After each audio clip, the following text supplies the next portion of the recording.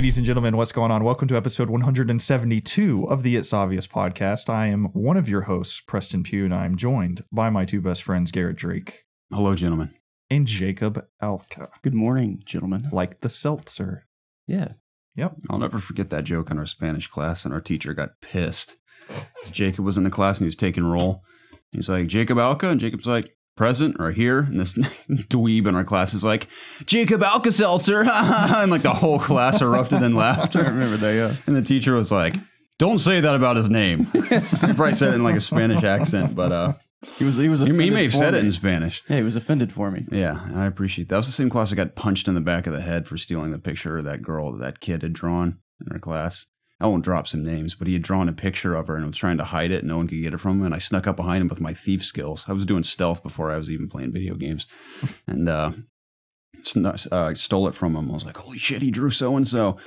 And I was kind of douchey, I admit. But it was like my one douche moment in middle school when I was actually a loser. And I showed the class. And next thing I knew, I was getting nailed in the back of the head and dragged us both to the office. Same teacher. So That's what you get. Yeah, good times.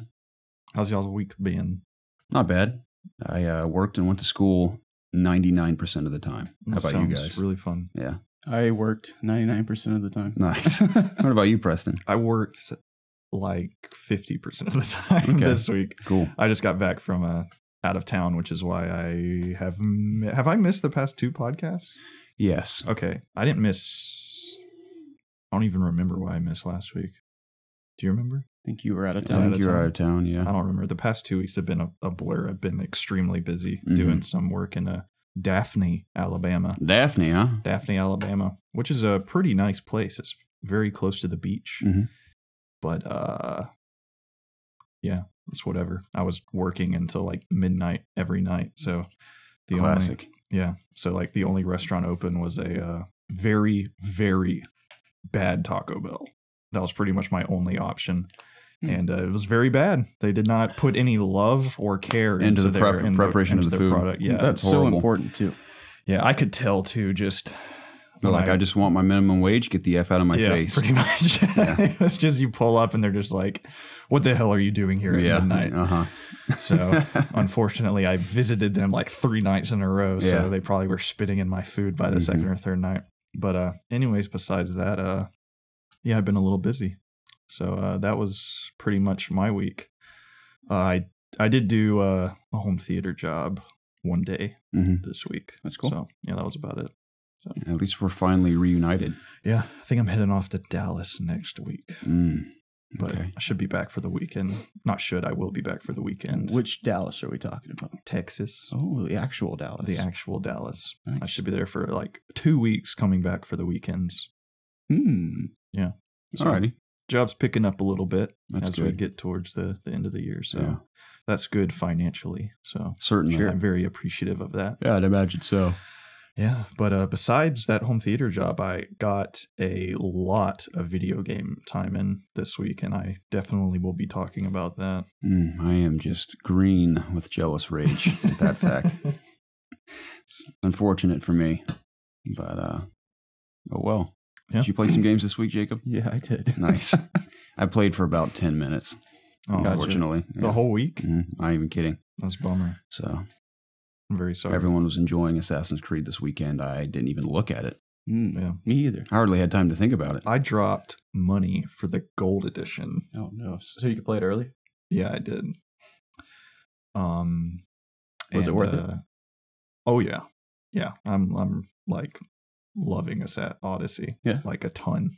I'm having an absolute blast. I know it's early to say, but like, is there anything that you like more in Odyssey than Origins? Everything, literally everything. That's awesome. I'm in the world's more interesting. Just the Greek mythology is way more interesting to me. Oh yeah. I like the scenery better than just the desert of Origins. The combats. Imagine that.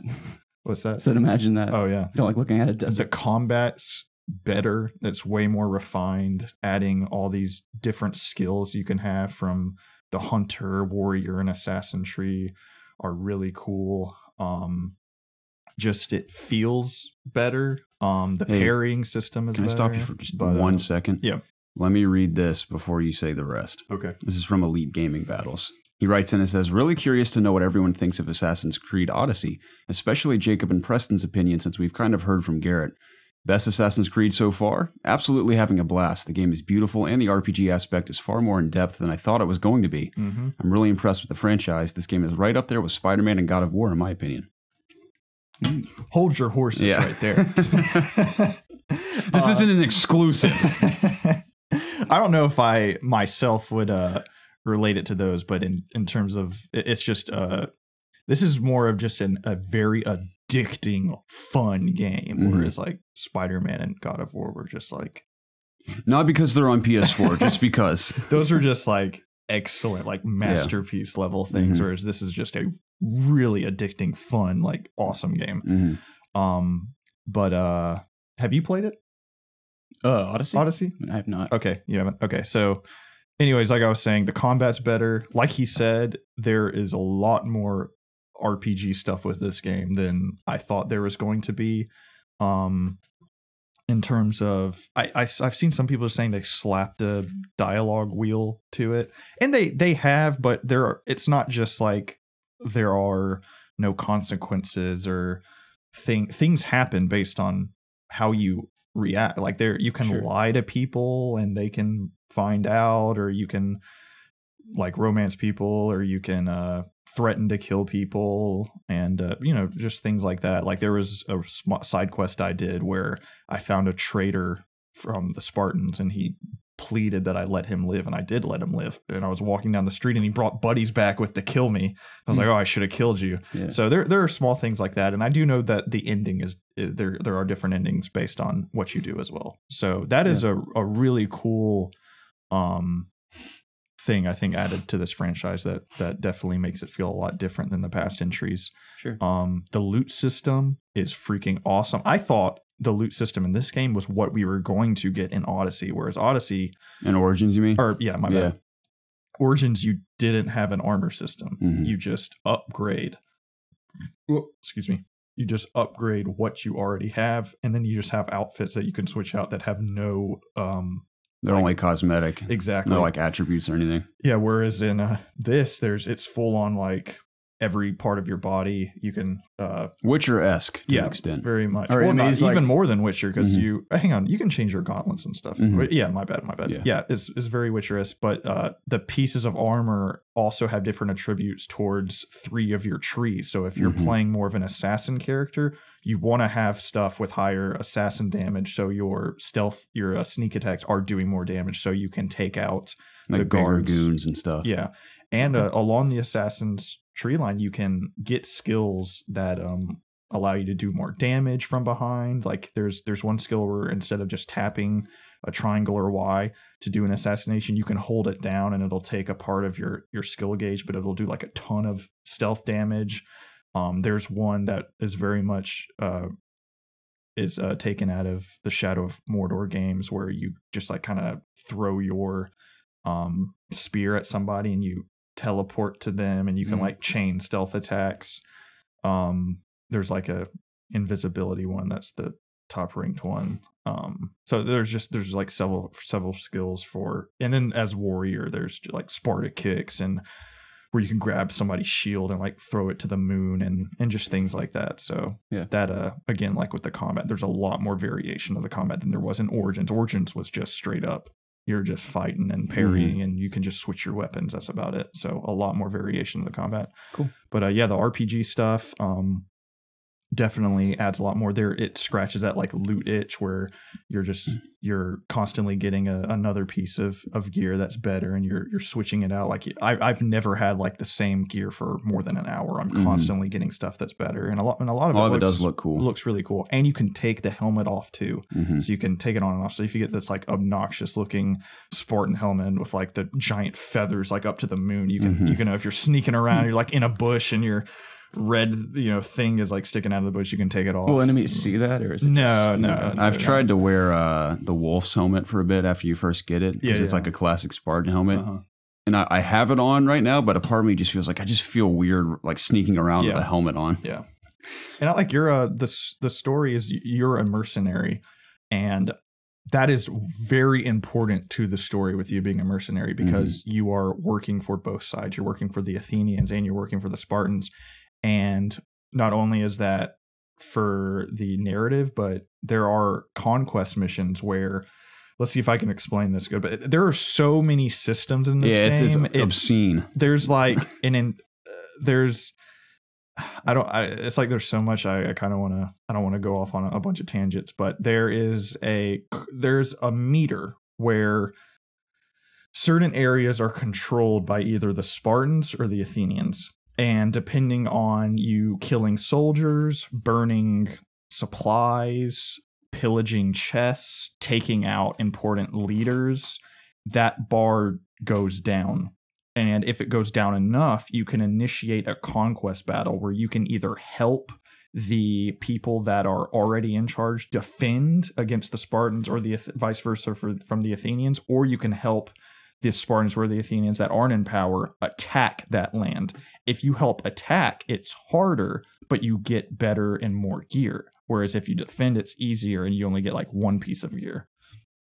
So that's pretty cool. And, you know, whoever you help take over, their guards are in place and they have taken over the land. And if you want to, you can just kill all of them and help the Athenians take back over again. So it's up to you. And so could you just kind of like make sure every zone on the map is controlled by one? Yeah, if you wanted to. Okay.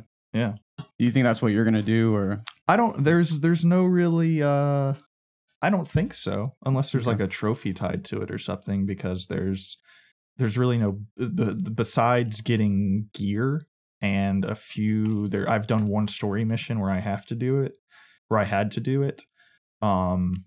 There's really no benefit in, I think, of having one particular faction taking over everything. But yeah, then there's just I don't want to spoil it, but there is a whole nother system of a ton of people that you have to assassinate that are a part of this group, but you don't know who they are. So you have to find clues to unveil who they are, and killing one of those people will give you a hint about the next person. And it's like, I think 30 or 40 something people that are just around the entire world that you have to take out, because they are trying to find you to kill you as well. And then there are these mercenaries that are finding you, and when you kill them, because you're a mercenary too, and killing them, you'll rank up in the mercenaries as well. So you can be like one of the top bounty hunters or mercenaries or whatever. And then there's just ship combat on top of that is very much like Black Flag. Like this is the spiritual successor to Black Flag. This is what it feels like. The world is, saying huge or big, I still think is an understatement. It's mind-bogglingly. I say the size of it is mind-boggling. It's huge, dude. And it's just like you hop on your ship and you just sail far distances, and you just hop off and jump on the island, and you're there. You're just there. There's like in Black Flag, there's no loading or anything. Nice. So there is really, when you stop and look at so much detail, and especially the towns and stuff too, like the Greek mythology and the architecture and everything. It's fascinating. I went through a crave. I went through a cave called the Cave of Kratos. You're like me when I'm trying to say carve pumpkins recently. I keep saying parv crumpkins or something. I think I was saying crave because I was going to say Kratos, but I found a Cave of Kratos, which that was pretty cool. Was he there? Oh, I didn't see. I don't want to spoil it.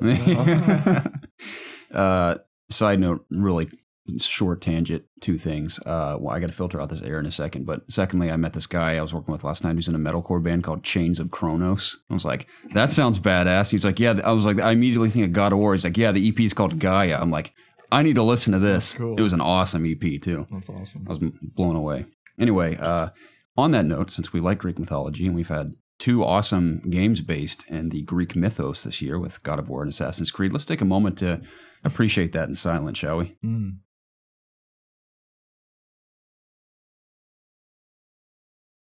All right, we're back. All right. I feel really bad about that every time, but I can't control the air in this house, unfortunately.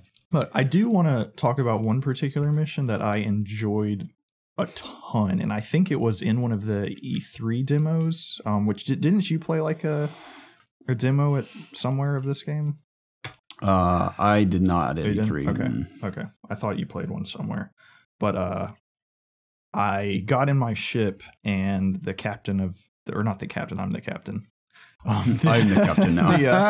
The dude that gives you the boat, Barnados, Barnabas. Whatever. Barnabas. He said, "You've received a letter from this island," and I do not. All the islands have these Greek names that I cannot remember. So sorry. They're asking for help. So I sail to this island, and there is this Athenian dude, which I'm forgetting his name too, who is like been a Michael. Yeah, Michael. He's like this tyrant on these two islands that are together. And I get there, and this rebellion is trying to overthrow them. It's this chick named Ira. And I've been saving my romance. I've been waiting for the lucky lady, and I found her. I've read a list, by the way, that says you can just go wild with the romances. Like, it doesn't matter. I know. Like, it doesn't affect anything. Are you a whore, Jacob? We're trying to save ourselves here. I mean, and believe me, you have plenty of opportunities in this game. It's like ridiculous. So I'm saying you can't do it in real life. Like, I mean, you could. Yeah. You got to get your fill in Assassin's Creed. But no, I've been my Alexios is a one lady type of guy. So I've been waiting for that special. Are you both lady. playing as Alexios? Yes. Yes. Yeah. It's because we have something severely against women. I thought so. Exactly. So I get there, and she's leading this rebellion, and I did this entire quest line in like one night because I legitimately liked this character, and I thought the story of this island was very interesting. The leader has a connection to the rebellion that I thought was really cool, and just even the romance with this with Ira was interesting because she was already in a relationship with this Spartan leader. And do you know what I'm talking about, this quest? I haven't been there yet. Okay. And there's that dynamic where like she doesn't know if she should be with you, but she wants to because she's with this Spartan guy.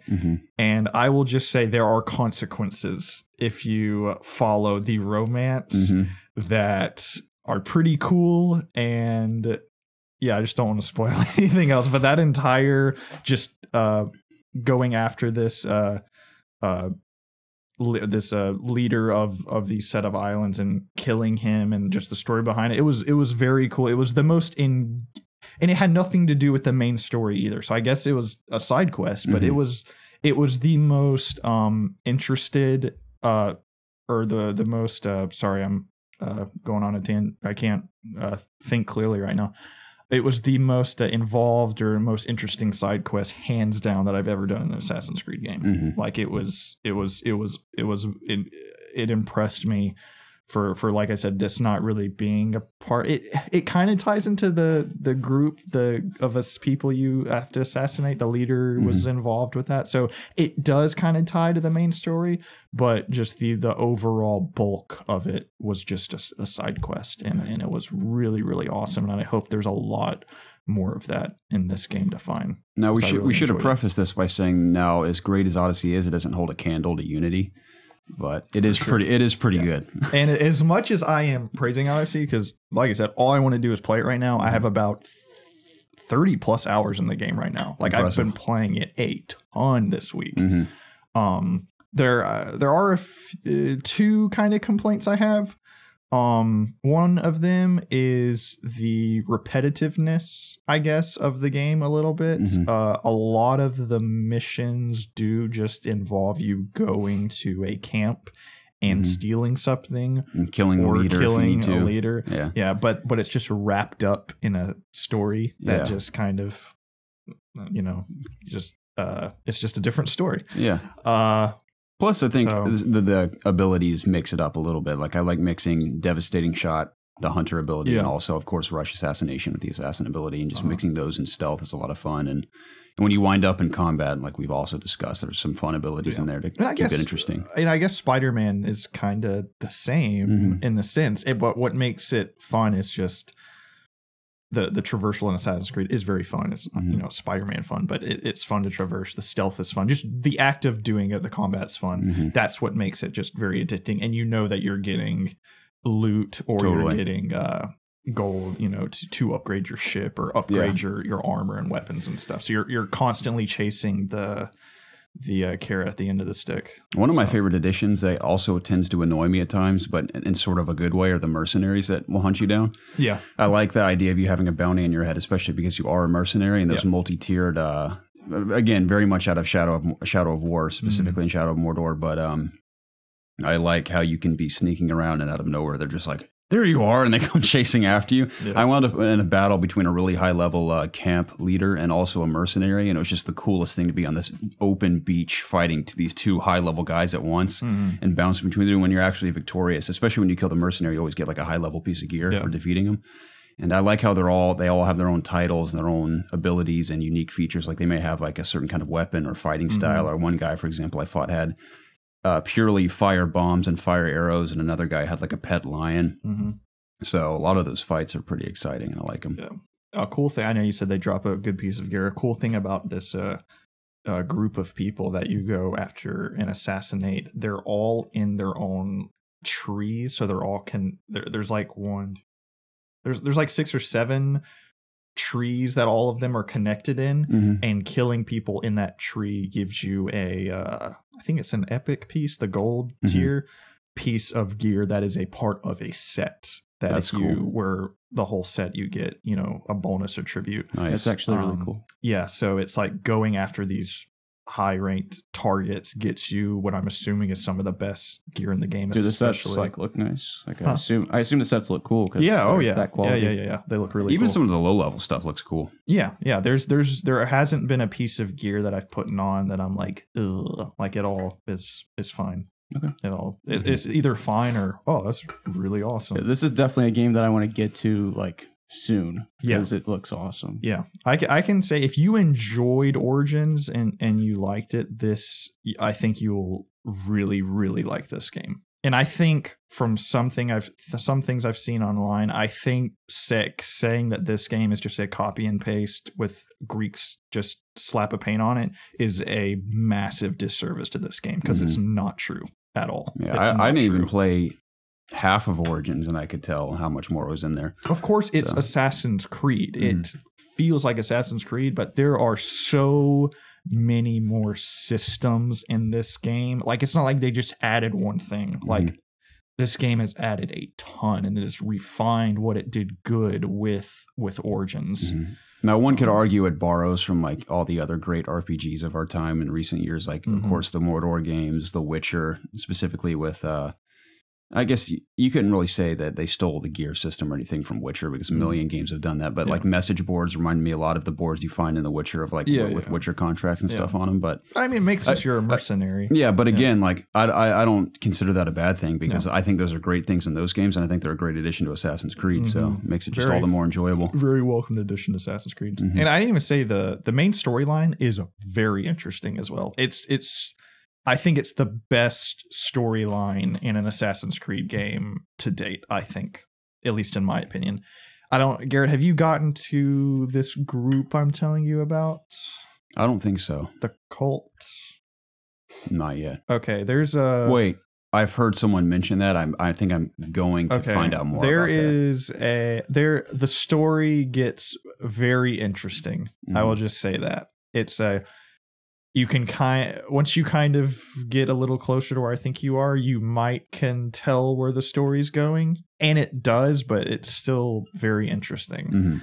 And I'll just say that it's cool. Very, very cool, and I'm very excited to see just how this game ties into Assassin. I can kind of tell from where I am where it can maybe tie into Assassin's Creed, but I'm just really interested to see how in the end how this game ends and stuff.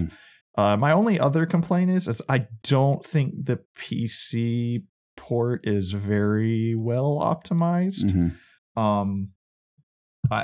You can tell because based on the recommended specs, it's all at 30 frames. That's like their recommended FPS. Yeah, and you can tell because the cloth physics and the bird, like if you run through a flock of birds and the birds are flying up in 30 frames, but the rest of the game is 60. Oh, really? So you can tell. And like if banners are flying off of a building, those are flying in 30 frames per second. Well, everything else is 60. I'm not getting it now. Oh, sorry. That's really solid on PS4. Oh yeah, I've heard it's 30 frames. Yeah, I mean it looks awesome and it runs really smoothly. Yeah, I can run it in 4K on high, and it looks good. But when have you been to Athens yet? Not yet. I got to Athens, which is a huge city with a ton of people, and it kind of dropped to the 50s. So I just ended up dropping it to 2160p and just upped everything to like just ultra for all the graphical options, which is a lower resolution. And I've been able to hold 60, and it still looks really good. So that seemed to have fixed my issues. There are still a few drops that are just like when I whip out my torch, I guess that the lighting that comes from that when I'm in a dark cave, I seem to take like 10 frames down whenever I whip the torch out. But yeah, I guess that's a little nitpicky. I'm still able to, complete. At least it's not crashing or crazy things are happening. But hopefully we'll get a patch or something, because I've been playing before like the big release date too. So maybe there's a patch that came out on Friday or yesterday or whatever that might fix a few of those problems. But I kind of feel bad for Ashraf Ishmael, who was the game director of Origins, who had that like few months of glory where everyone was just praising Origin. Origin's still an awesome game, obviously, but people are just praising it and telling like, oh, congrats, man, the game's so good. And you're just getting all this love. And then fast forward to now, everyone's like, man, Odyssey is so much better than Origins. Everyone's like, I'd like this so much more than Origins. Everyone has been saying that. Odyssey also is so much easier to get into because right off the bat, you know what's going on. Whereas like the first hour of Origins, I was like, what is happening? It was very bizarre storytelling. Very weird entrance storytelling and stuff. Whereas it's just very straight to the point. Straight to the point. Yeah. That Alexios, and I'm sure everybody that's been playing as Cassandra says she's extremely likable as well. Alexios is likable. By no means is he like some groundbreaking character. He's just I think he's just a likable. Yeah, he gets the job done. Yeah, for sure. So I think that's pretty much all I have to say. I'm having a ton of fun with it. Likewise. So that's probably what I'll be playing nonstop. I wish you could play it for the rest of today, but I got to go back to work today and tomorrow. I'm sorry. And then I got to go to school after that. What do you think about these the microtransactions in the game? I took a peek at them out of curiosity. I'm like, cool, man. And I just ignored them. I didn't care. Yeah. So that was it. Thanks for the insight. Yeah, I haven't heard too much. I've heard a few complaints about them that it's... So why are people complaining about them? Because I've heard that it's intentionally grindy to make you want to spend money on the XP boosters and stuff. I mean, it is, I guess, a little grindy, but I don't care because I'm just doing everything. It's just fun to me. Like I'm doing every side quest and every contract that I can find. So I haven't at one point thought I was under leveled or anything. Yeah. And I do like, I started playing the game in hard mode and it's pretty hard. Like the game is by no means easy, but I dropped it to normal and I really couldn't tell a difference between normal and hard. So I'm just on normal now. But it's pretty hard. So maybe some people are thinking it's too hard and they need to level up more. Therefore, they're thinking that the game is encouraging you to buy XP boosters so the game will become easier. I don't know if that's the line of thinking, but I haven't had any problems at all for leveling up so far. I'm around the recommended level that I'm supposed to be. So missions are like level based. Yeah. Okay. And is that how Origins was too? Yes, but it seems like the game doesn't let you be like significantly over leveled. Like I'm level 26 right now. And when I hover my cursor over the first island you start on, the level there is 26. I think everything basically levels with you. Yeah. Yeah. So you can't be like, you're not just like murdering everything. And that was in Origins. It was level based. Like you could go back to a beginning area and just destroy everything like by breathing on them. I kind of like that feeling in a game. So I do, but it's like if you're not having, I mean, you're still fairly powerful. Like you have to hit things a few times, but it feels better once you have better skills and you just get better at the combat. You're just able to take out more. dudes. And I disregarded the Sparta kick at the beginning of the game. I was like, oh, this isn't doing a ton of damage, but I started upgrading that, dude, and it is so fun to like get somebody near a cliff and just knock them like across the freaking like map. It is so satisfying. Yeah, every time I see a trailer, they're always Sparta kicking in the trailer. It's like they're really trying to push it. Dude, you can. That's definitely my favorite ability. I'm not even joking, dude. Once you like start leveling that thing up, you can knock people like a mile off a cliff. It's hilarious. Same thing with the shield throw, dude. When you rip somebody's shield off, that thing is gone. It is like in the outer space after you throw it. It's so funny. The physics are pretty funny too. I've hit a few people and they've gone like flying into the air on like the final blow. So it's very visceral. The blood is cool too. It's like flying all around like the ground and stuff. So it's very, very visceral and cool. And the finally, I think you said this in your COG video, like finally they've replaced the canned hidden blade assassinations.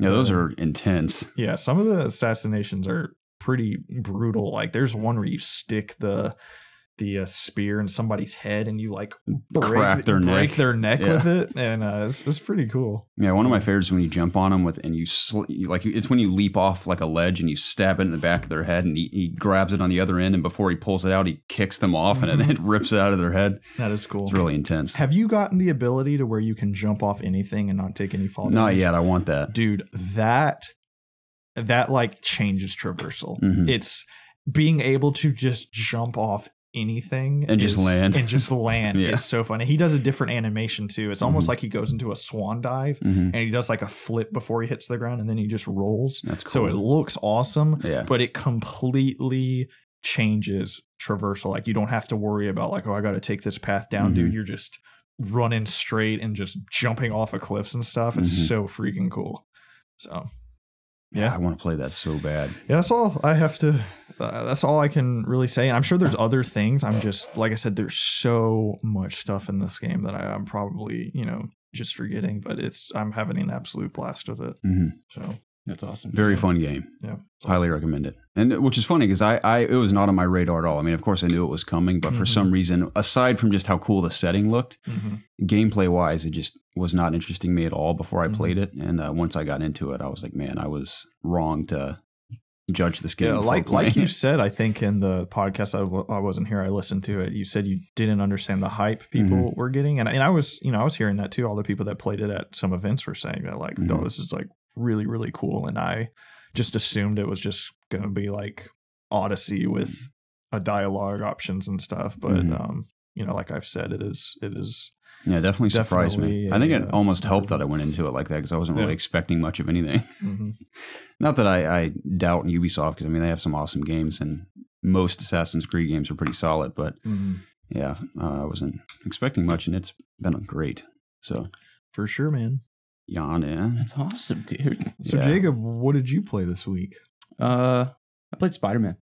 Finally, yeah. Did you beat it? No, I feel like I'm pretty close though. I've taken down some baddies. I'll say that. Okay. Yeah, the game's like I'm really like the last couple of days in particular. I've really gotten into it because I've had some time off, and yeah, the it's fun, dude. I've really gotten into like unlocking it was funny. Like I looked at my skill tree. I had like 20 skill points to spend. I haven't been spending them at all. So I just unlocked everything, and I just started like using a bunch of different like abilities that I had unlocked. It made the game so much more funner for me because I was just kind of spamming square all the time to kill guys. Yeah, there's so many ways to do combat in that game. Yeah, that makes it more fun. And I started doing that, and it just made the game funner because I was actually doing things that I hadn't been doing before, and it was making the combat a little more fluid. And I just enjoyed what it added to the game. So I enjoyed that. The best thing combat wise, I think, is that ability to pull people up into the air with you. Oh yeah, that completely changes it for me. I love the one where if you're like you're like in the air and you can slam down on the ground and just makes everyone fall over. That's awesome. I usually initiate combat with that whenever I can. Same. But yeah, I don't really want to say much more because I don't want to. It's still spoiler territory, obviously. But besides that, I've been playing a little more Destiny 2. I'm kind of getting sick of Destiny 2 now because I've been playing it so much. So I'm kind of ready for Blackout to come out. So have you done the multiplayer? No. I'm just too lazy to get people together to do it. It's like I don't want to go on an LFG site and look for people. It just seems like too much work. And then if it goes bad, I'm going to be there all day. So I don't want to deal with that. And I've logged in a WoW a couple times over the past week, but that's about all I've done this week. So when I did have time to play, I was usually playing Spider-Man. So hopefully by next podcast, I'll have that done. If you are where I think, if you're where I think you are, there you should beat it by next week for sure. Yeah, I'm pretty close. Nice. Like I can tell the end is near. Still waiting on that New Game Plus, man. I am. I read just recently that someone from Insomniac said the New Game Plus will be coming right around the time the DLC launches. Yeah. So I'll be playing Red Dead. Exactly. So I think it comes out like 3 days before Red Dead. Oh, great. So I might blow through that DLC. I mean, it's 3 solid days to play it. And I actually have that whole week off, I think, leading up to Red Dead's release. So leading up to it. So you don't have the week of Red Dead. No. Oh, that's a bummer. Yeah. Well, yeah. But so when does Red Dead come out? 26th. Okay, so that's 3 Fridays from now. Yeah. Very soon. This Friday is Blackout. Is there anything Correct. the 19th or the week of the 15th? Probably, knowing this month. It's got to be something. I think it used to be Battlefield, but they moved back. Yeah. Yeah. That's what it was. So, yeah, I'll probably play that DLC right before Red Dead launches. Are you guys getting Black Ops 4? Oh, of course. Yeah, I already have that pre-ordered on PC. I kind of forgot. Yeah. I'll be I'm gone excited. this weekend, though, unfortunately. I want to play some BR. Me too, man. I'm going to play the crap out of that. Whenever I have just like free time, I have like an hour to kill. That's what I'll be playing for sure. So, excited. Really love that beta. Yeah, so me too. The beta. Yeah, dude. I meant to say I'm nicking away at some coverage of Dying Light Bad Blood for COG right now. Oh, cool. And I think it's the beta or early access, whatever they're deciding to call it right now. And I haven't read up on their roadmap. They provided a roadmap too for like their updates they're bringing to the game, but it's fun. It's very much like if you like Dying Light and interested in like competitive multiplayer, it's cool. Is this a separate thing of Dying Light too? Okay. Yeah, so it's like its own standalone thing. You have to I think you have to pay for early access. I'm not sure. I think you do. Yeah. So, Hunt Showdown-esque, I will say, because you don't know where anyone is until they're revealed on the map. And of course, you're collecting blood samples. You sort of have an objective in addition to just killing people. Yeah. So, and then you have to escape the map in order to win. So that's kind of why I was attracted to it initially, is because it's sort of like that style of battle royale that are like, in addition to having the excellent parkour system and the melee combat where you can actually parry attacks and everything and upgrade your weapons and level up while you're playing. So do you find it more fun than Hunt? No. I definitely prefer Hunt, but it's cool. Like, I mean, I never finished Dying Light. I don't think I'll probably ever finish it, but I intend on playing the sequel because what I saw at E3 just looks absolutely phenomenal, especially in comparison to the first one. But, really, really fun gameplay. So I don't know if it's the kind of multiplayer game I'd really get into post doing coverage for it, but it's definitely solid. So let me ask you guys this. Has anyone touched Mega Man 11? I have not, and I think I've changed my mind in wanting to play that. Really? So I've kind of had the opposite reaction. Yeah. I mean, it looks cool. It looks cool, but I don't think I need to play it that badly. It looks tough, too. It's definitely hard. The beta I played on Switch kicked my ass. So I kind of just like I like how the game looks. I don't know, like it just looks fluid. Oh yeah, it definitely runs beautifully. It looks awesome. But yeah, every time I've played it, I'm very impressed by presentation, just the way it feels to play. But it didn't really grab me both times I played it. I mean, the first time I played it, I'm like, wow, this is really impressive. And then playing the demo again, I mean, I finally beat whatever boss is in the demo. I think it's Blockman. Yeah. And even after that, I was like, oh, that was pretty cool. Yeah, I've heard two opinions pretty much. Either that it's just okay and that it's really awesome. So yeah, and I'm not. If it's not Mega Man X, and that's probably just primarily due to nostalgia, I'm not. I don't really care. Yeah. So just thought I'd ask. That's all right. It's a new game that came out. It is. It did. Yeah. Oh, I played Owl Boy. Oh, on the Switch. How was that? Copy I gave you guys? Gave me, nice. Yeah. When I was in the hotel in Alabama, I played about 2 or 3 hours of it. Nice. You like it? Yeah, it's pretty okay. Okay, it's pretty okay. Yeah. Play any more Octopath? No, I sold my copy to my Oh, uncle. really? Yeah. He wanted to. I wonder how many people actually finished that game. Yeah, It's a big game, man. I know. It's just, there was so much stuff coming out that I was like, I'm never gonna beat this. I feel like I put in like 30, 40 hours, and I finished like the main stories for all the characters, and that's it. Like I was like when I stopped playing when I think it was WoW that came out that made me stop playing, but I really I just got into like chapter 2 of all the characters. Oh wow. So I barely even scratched it. Yeah, I couldn't do it. But I enjoy the game a lot. It's I think it's an awesome game. There was just a lot going on. I was moving when that game came out. Yeah. There was just a lot of stuff going on to where I just really couldn't sit down and play the game, peacefully. Like Garrett with Persona 5, I'm going to get back to it one day. I don't know when that's going to be, but one day.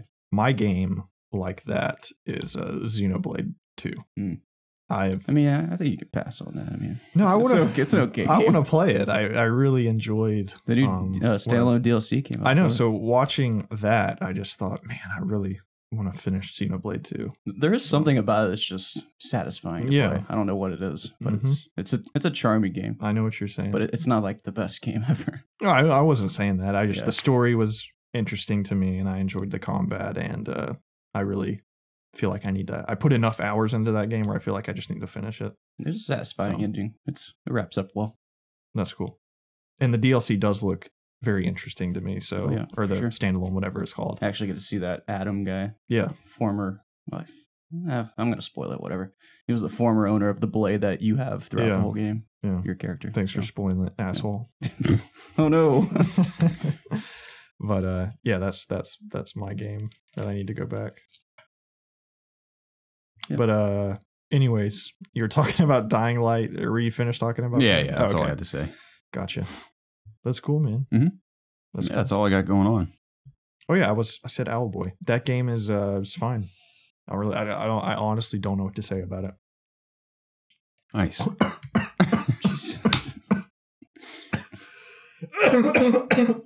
You okay over there? I'm fine. Well, Preston's dead. It's back to the day that we lost our co-host. Back to Jacob and I now. A squeeze bottle. I squirted water into the back of my throat. But I flew around as an owl, and then this man that had a gun, I pick him up and I shoot stuff with him. Mm-hmm. That's all I remember from the game. Okay. And I'm like, my owl teacher is pissed off at me so far in the game. He is not impressed with me. Yeah, I'm like, I'm learning to be like some owl master or something. I'm like flying around and he's yelling at me the whole time. And then like I said, I picked up some dude, went and shot some rocks and killed this boss thing. And then I flew out of there and I had to go to bed. This guy seems like a real jerk. So, yeah, so far, I guess. So will I play it again? Probably not. No. But I appreciate the copy nonetheless. Yeah. Cool, dude. Yeah. So would you like to get into the news, or is there anything else? I don't think there's... I was going to share this both heartwarming, funny, and video game related story real quick. It has to do with my father. I think I texted you guys this. I thought it was just the funniest thing. So I'll be minimal on details, but long story short, my father was adopted as an infant.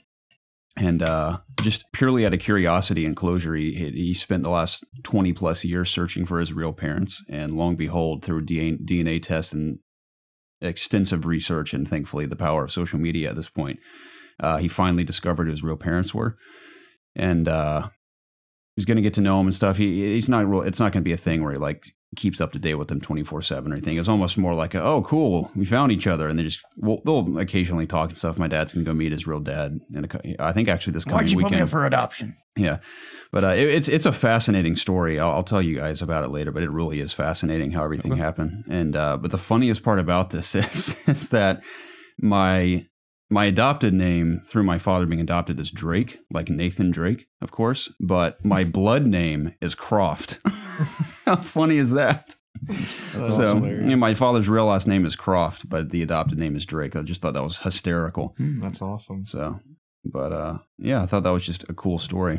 So it's video game related, and just for the sake of my father getting some closure like that. So it's cool. For sure. But yeah. Have you guys finished Shadow? Are you going to? I finished it. Did I finished it? I did finish it. Yeah. I did finish it. I won't be finishing it. Dude, I finished it. I already went on a rant about Shadow, didn't I? Yeah. Last week? Yeah, dude. What up? Not a good ending. What up? Dude, that's the thing. It's like it's not even that bad of a game. It just pissed me off so much. Because it could be so much better. It could have been so much better. I hated the ending, dude. What a stupid ending. What a stupid final boss fight. Just stupid, dude. The final boss fight was just dumb. Dumb as hell, dude. It was just like you shoot this dude and then his shield goes down and then you run up and push a button and then you like do stuff and then you do that like 6 times and then it's over and then it's literally just she's like, well, I guess that's it, and then you're on your way and then then that's the ending. Then you're back at your manor and it's just like game, aren't you? What a great adventure. Like, I can't wait to see what's next. That's like pretty much how it ends. And they took out the original ending, which was way better. Spoiler alert for Shadow of the Tomb Raider, which I'm going to be honest with you guys. Who gives a shit about the story? Excuse me, of the Shadow of the Tomb Raider. So if you don't want to hear it, just scrub through the next 30 seconds because I can assure you, I don't care if you're the most diehard Tomb Raider fan. The ending of this game is not significant whatsoever. You are not being spoiled about anything, but the original ending, it had the letter from the I think her name's like Notlia or whatever. She was the original villain of the first Tomb Raider. She sent a letter to Lara Croft, and that's sitting on her table. The shuffling butler from the original Tomb Raider games is shuffling through the hallway like he did in those games with T, brings Laura tea, and her dual pistols are on the table behind her. That was the original ending. Is that a fantastic ending? No. Not really, but it's way better than what we got. None of that is in the... It's essentially the same ending, but it shows no pistols. It shows no letter. It shows the butler just walks like normal, and it shows like a picture that Laura drew when she was a kid, like on the wall. And like I said, she's just like, what a good day, and just stuff like that. So let me ask you this. Are you upset because the pistols weren't in the ending, or are you upset because it was just a bad ending? Upset that the pistols weren't in the game, period. Okay. It's like they're shoving down our throats like, yes, that's Tomb Raider. That's important. I loved how at the end of the Tomb Raider reboot, she whips out the dual pistols and like takes on that final boss, like walking towards him, shooting this. That was so freaking cool. And then they're just completely absent. I know they're trying to make this new Laura, but I'm going to be honest with you, dude. The bow sucks, dude. It sucks. It's not fun to use. It's not that powerful. Like, why am I going to shoot somebody in the head with a bow if I have a silenced pistol that's going to do the exact same thing? Why am I going to use a bow in combat when I have an automatic rifle that I can use or a shotgun? Man. It's completely useless. Skins. You have to use it for these stupid puzzles, which they haven't really gone on my nerves until now. But are we going to just? I know it's a game and stuff, but it completely just. There are so many things that you just have that are just beyond the realm of possibilities, like your weapons disappearing up your butt, or me shooting this massive ancient wall and shooting an arrow into it and like ripping like all this wood out. Like it's completely ridiculous. And it's like whatever, it's a video game, but I'm so pissed off about this game that irritated me in this one.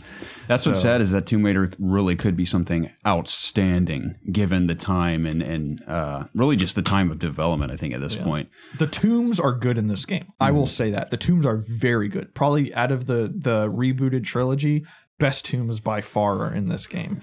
Everything else, though, I think took a step back from Rise of the Tomb Raider. I think had Crystal Dynamics not taken on the Avengers project, I feel like if they had developed the third one of the trilogy, they could have very well had a God of War moment. Minor spoiler for God of War, where you acquire the Blades of Chaos again, where Laura acquires her dual pistols halfway through the game, and it completely evolves combat even more. But I feel like that's something. I don't even know how you do that. And I feel like because it's different with firearms, because and it's sort of cover based in this game too. So you have to figure shrine there. You have to figure out a way to make that interesting. But obviously, that's very possible for a Tomb Raider game to have third person cover based action with their dual pistols and cool stuff like that. But I really do feel like if Lord willing, Square Enix is willing to publish a fourth game in the franchise and gives whichever developer time to really refine it and make it something new and fresh going forward, I feel like it could be outstanding. Compare like Uncharted 4 to Uncharted 3. Whereas Uncharted 3 is an excellent game, but 4 is just in every way like light years beyond it in terms of graphics and gameplay and storytelling and everything. It's just really awesome. So I feel like it could be like a Uncharted 3 to 4 leap. Let's hope so. Mm-hmm. But yeah, that's pretty much the last thing I'll ever say about Shadow of the Tomb Raider. Yeah, it really is. I mean, if anything, I mean, again, like I didn't even finish it, but yeah, it's fine, but it's more disappointing because of what it could be. Mm-hmm. So yeah, for sure. Oh well. Yeah. Want to jump into the news? Yeah, I went to a Georgia game last night too. I don't know if I said that. Yeah, you did. It was a great picture you sent me. Looked like there's some pretty solid seats. Well, and I told you. I don't know if I said it on the podcast, or did I? I don't remember. I think you told me. I told you. Or we talked about it right before we started. Yep. So I did that this weekend too. And it was a lot of fun. Yeah. I've been to a game in about a year, so I'd like to make it to a game this year. Fun time. Maybe. There aren't a. I literally work every single game. Yeah. There aren't a lot more coming up. We're going to LSU this next week. Then we have a bye week. Then we're going to Jacksonville. We play a dinky team the week after Tech, don't we? Or is it the week before Tech? The only other games we have at home are Tech, UMass, and Auburn. I was thinking of UMass. That's what I was thinking of. So, yeah. Oh, UMass. Yeah, brother. Gotta see that one. Mm-hmm. For sure. But anyways, you ready to get into the news? I am. Awesome. This is the It's Obvious podcast, the show where my two best friends and I get together every single week to discuss video games. Obviously, you can find all of our content, including the video version of this podcast, over at youtube.com/ItsObviousGaming. If YouTube isn't good for you, or you'd like to take us on the go, you can find this podcast weekly on iTunes, Spotify, Google Play, Audio Boom, and other podcasting services. Please check the description down below for links to all our social media pages, our Discord channel, our PSN names, Steam names, pretty much anything you would ever need to get in contact with us. And if you haven't done so already, please subscribe to the channel and be sure to like and comment down below to get involved with the It's Obvious community. Doing so helps us out tremendously, and we would forever be in your debt. With all that out of the way, hey man, what's the news? One thing I want to add about our PSN and specifically Blizzard names before we continue is this is now the opportune time to add us on blizzard.net and or PSN for the sake of Red Dead Online, and also for Blackout if you want to play Blackout on PC via Blizzard. And both of those, all that info is also in the description of every single YouTube video we put out. So, well, specifically the podcast. So if you click on the video version of this podcast and you want to add us in either of those places, that info is down below. We will accept. We will accept, and the more the merrier in both those games. It's going to be a hell of a fall, to say the least, going into the winter season. Yeah. Very exciting.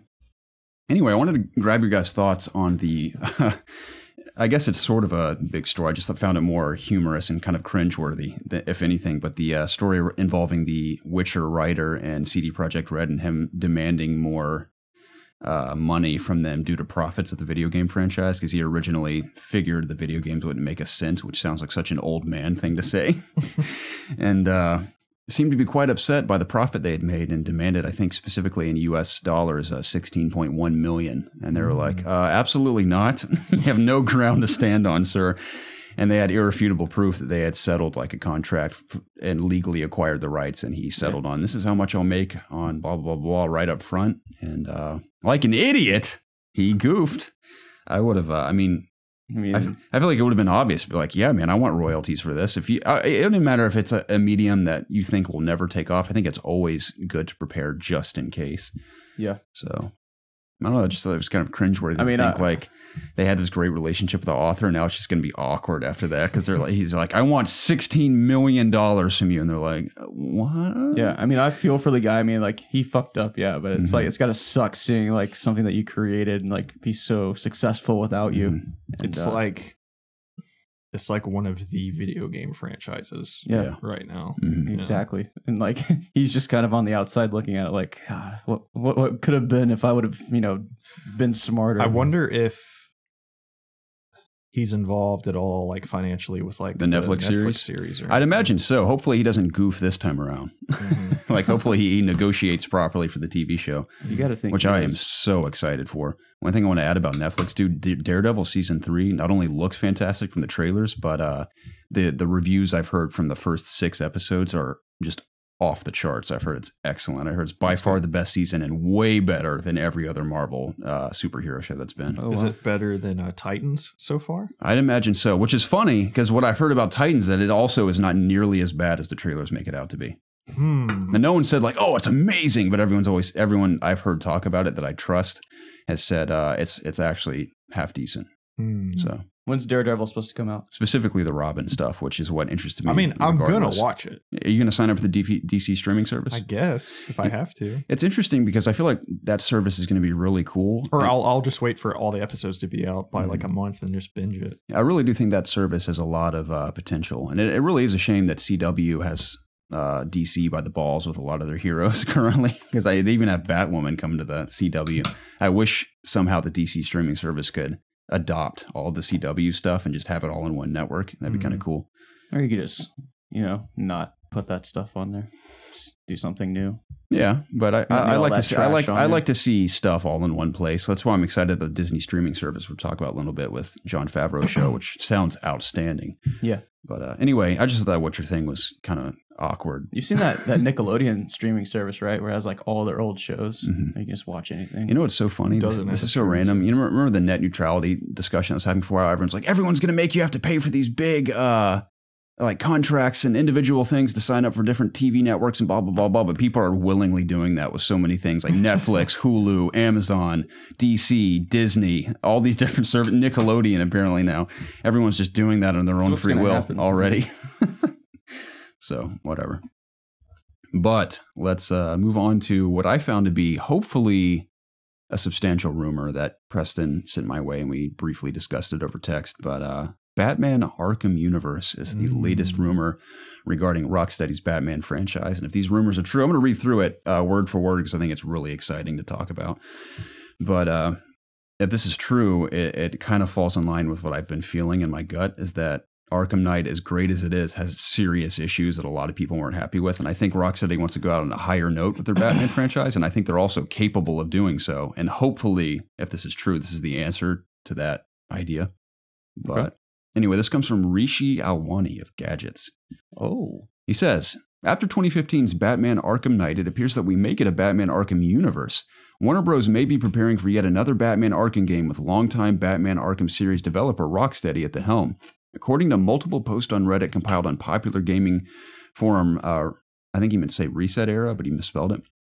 A new Batman Arkham game is slated for a 2019 release for PS4, Xbox One, and PC. It would include the entire Bat family: Batman, Robin, Tim, Nightwing, which is Dick Grayson, as we know, Batgirl, Batwoman, Catwoman, and Red Hood. And it would feature a game world that's 1.5 times bigger than Arkham Knight. In addition to this game, the game would derive its story from the Court of Owls storylines from the comics and allow for cooperative gameplay too. Apparently, this new Batman game will be announced at the Xbox fan event XO18. So here come some of the bullet points regarding some of the stuff that's supposedly in the game. Okay. Release window is fall 2019 for current-gen consoles and PC. Single-player, co-op, multiplayer specific modes. Characters include entire Bat family, like we discussed. Gotham is, like they said, 1.5 times the size of Arkham Knight. Districts and neighborhoods have gone through a complete overhaul. Gotham is now a, quote, this is my favorite, living, breathing world. Are there actual people there now? I would assume so. It says set time of day, weather, rain, overcast, snow. I like the sound of that. There are random crimes such as car chases, bank robberies, muggings, and so forth. Main villain is Court of Owls. Story takes inspiration from different Court of Owls storylines. Every character is available in free roam. Batman has a redesigned Batmobile, transport only. Thank the Lord if that's true. Oh, and other characters have their cycles. Batcave, I love the sound of this too. It brings in what I loved about Origins. Batcave serves as the main hub for upgrades, character swaps, new missions, and game modes. Gameplay similar to past Arkham games, but there are also new options for co-op, dual takedowns, and combat and stealth. Stealth segments make you work together. Parkour has been expanded. Characters move a lot quicker and more fluid. Main gadgets are the same except a couple new additions. New enemy types include the Talons and Pilots, enemies that hover the battlefield. You have to use either a gadget or a dual takedown to get them down. Talons are the same as the ninja type from Arkham Knight. They can counter your counters and also have their own gadgets, knife, and throwing knife. Game takes place in the Arkhamverse, obviously, and this is supposed to be Rocksteady's true last hurrah of the Batman games. It will be interesting to see if this is indeed true in a post-Spider-Man PS4 world. Batman Arkham Universe would have to be really special to stay relevant. And I think that is a great way to close all that information, because I thought about that more than ever upon completing Spider-Man. I'm like, this is excellent. And especially in terms of just the way they evolved the Arkham style combat and just traversal in general. Now, I still love Batman, and even when I dabbled in Arkham Knight on PC just recently at Preston's place, I'm like, I still really like this because I just love Batman, and the Arkham universe specifically is my favorite iteration of Batman of all time. And I certainly hope this is true because I love the sound of it. Now, some of it may be true, all of it could be false, we don't know. But what are your thoughts on that information if it were to be true? Let's pretend it's true for a minute. How does that sound to you? I have a separate question. What is the Court of Owls? The Court of Owls is... Who are they? I don't know if they were introduced before the New 52 run, but I have the comic where I think they're introduced in the New 52 run, where I haven't finished that. I think I read the first 2 pages when it first came out, but I still have it in there. It makes me want to read it now if this is actually true information and kind of get to know them a bit better, but they're like a secret organization that is evil, of course. So this is it's more like interesting than that. I don't know enough about them to like tell you all the details. So this isn't a grouping of like existing villains that I already know. No, it isn't. It isn't like the Sinister Six or anything. So that's good because like pretty much every villain in that franchise is they're like they're a separate entity. Yeah. Now, what I find interesting is that if this is true, would this take place before everything? Because think about it, the way Arkham Knight ends, everyone knows Bruce Wayne's Batman. He does the Arkham Knight protocol or whatever it is. It becomes like Demon Batman or like an entity of some sort. Which is Red Hood had his bitch mode with Arkham Knight. Now I guess he's back to just being Red Hood. What an idiot. So how does this take place after Arkham Knight? If it even is real? That's my biggest question.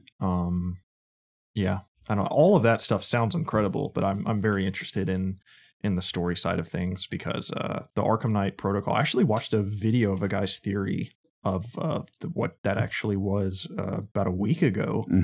And it's actually way cooler than I remember. I hope that I'm remembering what I saw because, like I said, it was just like a 10-minute video of this guy's theory. But when Scarecrow injected the fear serum into Batman, which Batman was taken over almost by the Joker, that fear serum brings out the biggest fears, right? So it brought out the Joker in Bruce Wayne. And then he was the Joker. Yeah. And then Joker's deepest fear is Batman. So Batman beat out the Joker. Batman's deepest fear is nothing, which is why the serum stopped working because Bruce Wayne truly became 100% Batman. Like right, because he overcame his fear. Exactly. That's why the serum stopped working. And that's kind of why at the end of the game, I don't know if he was using that, but that might have just been showing that he is full on Batman, like Bruce Wayne is dead. So I would be interested to see if that's what the game is, like if it takes place after that happening. I don't know. Man, all I know is I like, even just in terms of gameplay, being like the true Batman experience of just patrolling the rooftops and then all of a sudden someone's being robbed and you drive the Batmobile. Like think of the opening of the animated series. Like that's what you can do in this game is what it sounds like. Doesn't it say that you could like go back to the Batcave and stuff? Yeah. Well, the Batcave's blown up right at the end of Arkham Knight. Like new Batcave. Yeah, there's just so many things that I would have questions about in this game. I hope it's real though, because I think that just sounds excellent. Oh, it sounds awesome. Yeah. I hope it's real for sure. I'm going to go ahead and predict that it's not real. But Rocksteady's doing Harry Potter, dude. Yeah. Yeah. Speaking of which, I think it's a perfect transition into talking about Harry Potter, which we obviously want to hear your thoughts on, Preston. But the reason why I'm transitioning directly into Harry Potter is because I question if Harry Potter, being also a WB property, will be announced at and revealed at this exact same Xbox event, if this is actually the case for Arkham, quote unquote, Arkham Universe, which I feel like you'd come up with a better name than Arkham Universe. Yeah. That sounds just, I mean, it gets the job done because it is the Arkhamverse with all the characters involved, but whatever. But do you think that's a possibility if this is actually true? So I think it would make Batman? sense. Yeah. I Harry Potter would at this be point. cool. Harry Potter. I know they have to keep Arkham for just like the brand. It just like sells. You just kind of associate the Batman games and like the quality of the Arkham games with that name. But I kind of just like wish they just dropped the Arkham name. Like it has just nothing call it like Batman. to do with Arkham anymore. Yeah, just call it Batman. Yeah. It'd be sort of like a agree with soft reboot too if you just called it Batman. Similar to Spider-Man PS4, just call it Batman. That'd be cool. That's what you say about anything. Just call it what it is. Yeah, I like that though. It gets the job done. Yeah. So, I don't know what you'd call the next Tomb Raider. It have to be another subtitle of some sort. Tomb Raider. Tomb Raider again. The Tomb Raider. Tomb Raider again. The Tomb Raider. Yeah, that's probably what they'll call it. But yeah, do you think? Let's pretend this is real. Do you think it would make sense for this supposed Harry Potter leak to wind up at the same event? Considering it was leaked, they might as well just be like, "Oh, well, here it is." If they're ready, I don't know if they're ready. You know? So supposedly, I read WB is pissed. Yeah, that this is leaked. I read more into this, and apparently it's being focus tested at like a mall or something, where this guy supposedly recorded it on his phone. At a mall? Yeah, like a mall somewhere. Really? Yeah, it was like in a closed off place where they were having people come react to it. And somebody wasn't doing their job right, making sure no one was filming it. Someone's been taking a dump while that was happening. Yeah, he got the whole thing, man. What were they doing? Yeah. But what are your thoughts on this leak, Preston? Because Jacob and I talked about it for almost an hour on that video. My thoughts is I woke up for some reason during the night. It was like during the night. It was this something in your spirit woke you me up. Were you masturbating, Preston? It's okay to say. To this, yeah. I did after I saw this. Yeah. But I just woke up and I just couldn't fall back asleep. So I leaned over and, picked my phone up and this channel I follow, his name's Nibble. Nibble. His profile picture is like One Punch Man. Completely forgetting the guy's name. But he tweets out like game deals and just news and stuff, and he just posted the video, and of course I had an absolute, it was like I said, in the middle of the night I was like, what's going on? Like I was dreaming or something, and I had an absolute freak out, and I texted you guys like immediately, and it's it's what I want. It's what I want. It's what we've been talking about for a long time, for a very, very long time. So it's about time. Yeah, the only thing that is just it looks good. Obviously it's not Rocksteady. I know that rumor was going around, but I would be, don't get me wrong, I'm stupid hyped, but I would be like on the verge of not being able to walk for the rest of my life until this game comes out, and if it was Rocksteady making this game. Totally. So that's the only thing where I'm just like, I know it's supposed to be the Avalanche Studios, the one that was laid off from Disney, I believe, the one that was making those Disney games, the Toys to Life, the Cars 3 video games. So that's the only thing where I'm like, that I'm little, hopefully that they can make this. What would be heartbreaking is if a game of this caliber in Harry Potter finally came out and it just wasn't quite what we hoped it would be. I'd rather it not exist at all than it just be okay. What if they've seen like the outpour of reaction to what people have seen, and they're like, wow, we really need to put more money into this, and what if it becomes a better game because of that? Think about that. Hopefully. I mean, it looks pretty far along in that game. Maybe the leak will save it. That's what we talked about in that video reaction we did. I mean, there is so much potential. It's almost disturbing how much potential it is. Like, I would be horrified to take this on as a project because of how much you can actually do with it, and choosing what we need to do and what would be cool but isn't maybe not necessary. Like, I mean, there's countless things. I know, that's my fear is like it looks. Don't get me wrong. From what we've seen, it looks great, but it's just like I really want like a A+ level studio taking this on. You'd think WB would be smart enough. Why would they gamble with a property like Harry Potter and not go all guns blazing with like one of their best studios? You're like, I want CD Projekt Red doing. I mean, you're assuming that this Avalanche studio hasn't like been hiring the best people. And we got to think about that too. I don't know anything. They may have brought on new staff for this. We don't know. Yeah, we have no idea. They're like they got reacquired, I think, recently after they got laid off. So it could be just name alone. Yeah. So my toes cramping up. Did you at all check out our reaction to it? Yeah, I listened to it. Because we talked about you guys were a bunch of bozos talking about that. Yeah, we're idiots. Yeah, we talked for quite a while. Yeah. We went full on passion nerd mode with Harry Potter there.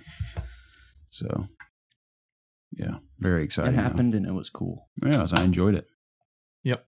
So I hope it's everything we've ever dreamed it. I do too. I truly do. Yeah, hopefully we'll find out soon. I imagine if it's leaked, man, and everyone's talking about it, they might as well. Which is funny. You'd think people would be talking about it more, but I feel like it's just kind of a minor reaction. Like I didn't see like a whole lot of, and people, I think pretty much across the board, everyone mentioned it, but no one really dwelled on it. I'm still dwelling on it. Yeah. And I want more information as soon as possible. We've known for a while that they have been making a AAA Harry Potter game. Back when the whole Portkey Games news came out, it was said that they were working on something besides Hogwarts Mystery, whatever it's called. So maybe if that wasn't kind of announced, this would be like a bigger shock with this just coming, out of nowhere. So, yeah, hopefully they officially reveal it soon. I don't know why they'd hold off at this point. Might as well just release that trailer. Be like, yep, it's happening. I mean, if that's it, I mean, it does look far along, but it definitely looks like it's needs polishing. Oh yeah, sure. I mean, like there's some of the stuff in there, like menus and stuff, kind of look like placeholder-y stuff. Yeah, for sure. But yeah. Cool. Dreams do come true. Yeah, man. Let's talk about part 2 of the Red Dead gameplay that came out. Did you see it, Preston? Or are you holding off? I watched it. Yeah. I will say this game is so big that like, and even with I haven't seen the first part, but even with seeing this, I still don't feel spoiled in the slightest. Yeah, me neither. Not even at all. So it's fine. And I think the best experiences from this game are going to be from just everyone just messing around in that world, like really experimenting with it. Because these 2 gameplay videos are very by the books. Like this is like the systems that are in place, but you can just do so many things within those systems and how those systems react to each other in the world and how you affect it and how the world reacts to you. So, I mean, of course, it looks awesome. I don't think anything in this trailer really surprised me because we've read and heard so much about it at this point. Yeah. But I'm just more excited, of course, and it just looks so much fun to be in that world. Yeah, that's a good point. Is I've read like all the systems about like the gun cleaning and just the insane detail. So it's not like the video showed anything new. It was just like, this is what you've read about. It was like those words and thoughts visualized. Exactly. Which visually, oh my lord. I'm blown away that this is going to run on current gen consoles and supposedly very well. Yeah. That's amazing. I mean, if you think about Rocksteady, 8 years of development, just massive, all their studios working as like an army to create this game for that much time. I mean, imagine how much polish has gone into it. They're game wizards. Yeah, they really are. Yeah. And I will say I like how the Deadeye system's evolved a bit, where you can choose certain weak points that are highlighted and you can shoot a guy in the nuts. Like the nutsack, yeah, like shooting a guy in the hand. And I love like Alexios just going up and punching dudes in the dicks the whole time. It's hilarious. That's a thing. It's very much a thing. Yeah. Every stealth kill animation starts with you punching I think my theory is true. Man or woman in the crotch area, and then proceeding to shove your spear through their head. I think it's because Cassandra's a lady, and I think it makes sense for a woman to go for a man's weak spot. I mean, I don't mean that in like a derogatory sense. I just mean like if I was going for someone's weak spot as a warrior, that's what I would do. But as a guy, it's just kind of weird, and I feel like Alexios does the same thing Cassandra does just because it was developed that way. I don't think like any dude, regardless of era, would go punch a guy in the nuts. I don't know. Even when it's from behind, he punches him in the gooch. When I mentioned that in the video, I'm totally joking. Like it's a goof, but in all seriousness, when you think about it, I'm like, I don't think anyone would do that as a guy, but whatever. I mean, think about it. Why are you punching him in the nuts if you're going to stab him through the cranium with your spear and break his neck? It's to get him to make them feel bend pain. over. I guess so. Bend over to you. Maybe just shocks them as they can't, because if you get hit in the nuts, you're kind of shocked for a second. You really can't think about it. You're just focused on your balls. Exactly. But I mean, you do it to ladies too. Do you? Yeah. Punching them in the lady area. Yeah. It's going to hurt either way. Well, what is that down there? Yeah, whatever that is. Yeah. I guess it's almost like a mercy kill if you think, because if you punch them in the nuts, they're solely focused on their nuts, and then next thing they know, they're dead because the spear's gone through their head. I don't know. Maybe that's, if you're, next time you go to E3 or something, track down one of these guys and ask them, what's with the ball busting, man? Yeah. But anyways, this remember a little bit ago when I just due to us not knowing a lot about Red Dead, our hype meter was very just kind of middle of the road. But that is not a problem anymore. I'm 1,000%. Oh, me too. I cannot believe how close we are to it. Mm-hmm. Oh, we are. That's going to come in no time. Absolutely no time. One of my favorite things I've heard about. Literally like 3 weeks or something, like official release. Yeah. One of my favorite stories I've heard about the gunplay was when a guy shot someone in the stomach with like a pretty, like, not like low level, but just like a pretty standard revolver, and shoots this guy in the stomach, and the guy falls over, but gets back up. You okay over there? That water thing still affecting you? Yeah, it's affected me. Well, a guy got shot in the stomach, and he falls over, but he gets back up holding his stomach and runs to get help. I love that. It's so cool. So, yeah, so much to look forward to in that game. Of course, we will be playing the F out of it. When does it come out? The 26th? 26th. Okay. That is 3 days after Spider-Man's DLC. 3 weeks. Yep. Very soon. Very soon. So cool, dude. So there are also rumors floating around about a potential Nintendo Switch redesign. Oh. This comes from Sam Byford of The Verge. He says Nintendo is planning to release a new version of the Switch next year. According to a report in the Wall Street Journal, the updated hardware is said to be planned for the second half of 2019. It could come as soon as summer. The Wall Street Journal's report doesn't contain any solid details on what the refresh might include, but one possible feature is an improved LCD screen. What do you think about a potential redesigned Switch, Jacob? Does it piss you off? No. I mean, I think it should happen. It makes sense. I mean, Nintendo had like 80 million versions of the 3DS. Yeah. I mean... the new 3DS XL. I mean, I think it was pretty predictable that they would do something like that. They always do innovations on their consoles. Am I out of my mind that I just am not compelled to touch my Switch ever? No. Like, even when I have nothing to do for 2 hours at work and it's just sitting there, I don't pick it up for some reason. I was like that in the hotel room. I had nothing to do, and my Switch is right there, and I'm on my phone. What's wrong? I don't know. I only want to play like Nintendo games on it. That's my problem. I think it's because I like the idea of I think I just love multiplayer on my Switch, like Mario Kart, Mario 10, anything Mario. Honestly, like Mario Party, I want to get despite like the middle of the road reviews. I still think that'd be a lot of fun to play with not only us but on the community, especially for a stream. When I think of Nintendo, I think of like party games, and I need more than just myself to play I think that's them. why. I think it's whenever I'm with you or when we're whenever doing a stream, I'm loving the Switch when we do Mario Kart. Yeah, I was at work, and a guy brought a Switch, and I had so much fun playing Mario Kart against him. I kicked his ass every race. Yeah. That's why I had fun. But like it was so much fun. Like I wouldn't have just picked up Mario Kart on my break at work and played. Like I wouldn't have done that. But if someone else is there playing with you. Mm-hmm. And I think that's how they're marketing the Switch too. Like it's a party system, right? But I think that's when I'm kind of with you. Yeah, sure. Like so I don't ever like I'm not at home playing my Switch right now. Totally. Yeah, I can't really put a note on why. I guess it's when Red Dead drops, I'm going to be all in for the foreseeable future. Yeah. So yeah, the gameplay trailer looks awesome. I'm so excited. How do you feel about like that style of trailer that they do? Like I love those, dude. Person talking. Like I know people critique those, but I love those. I think it's just because it feels clean and sleek to me, and I'm attracted to just like organization and professionalism like that. Okay. Not that other game trailers aren't that way. I just like how straightforward they are, and it just for some reason, even like the very robotic voiceover, I like a lot. I've always loved that from Rockstar trailers. I don't know why. Can you explain why you like that, Preston? Because I know you and I feel the same about those. Those trailers? Yeah. I just something about them. I like how it makes me feel. I think it's just because it's like our first look into what Rockstar's doing. Yeah. And Red Dead Redemption 2. It's like a tour guide. Mm-hmm. I just like it. Very business-like. That's what something about that I like for some reason. Yeah. It feels like a higher level of marketing. It's like, we're about to blow your mind, so sit your ass down. I love how Take-Two's so confident in this game, too. They're like, it's going to change everything about open worlds. I'm like, I fully expect it to. So maybe this will be the new precedent for open world video games. I don't know. Like it was The Witcher 3. I think I have full confidence it's going to be Red Dead after this. But there's no swords. And then hopefully, yeah. Then what about the swords? And then we'll see if CD Projekt Red with Cyberpunk has the ability to take it back yet again. Yeah. See if Rockstar and CD Projekt Red who can hold the crown for the ultimate open world experience. A game that's going out. I'm so excited for that. Yeah. So anyway, I can't wait to play that game with my grandchildren. Yeah, seriously. Hey, let's move into some movie and TV news briefly. That's very exciting. Okay. Did you watch all the Aquaman trailer? I did, yeah. What'd you think of that trailer? I thought it was awesome. It's the longest trailer I've ever seen. Yeah, it's 5 minutes. It's like an extended trailer. Yeah.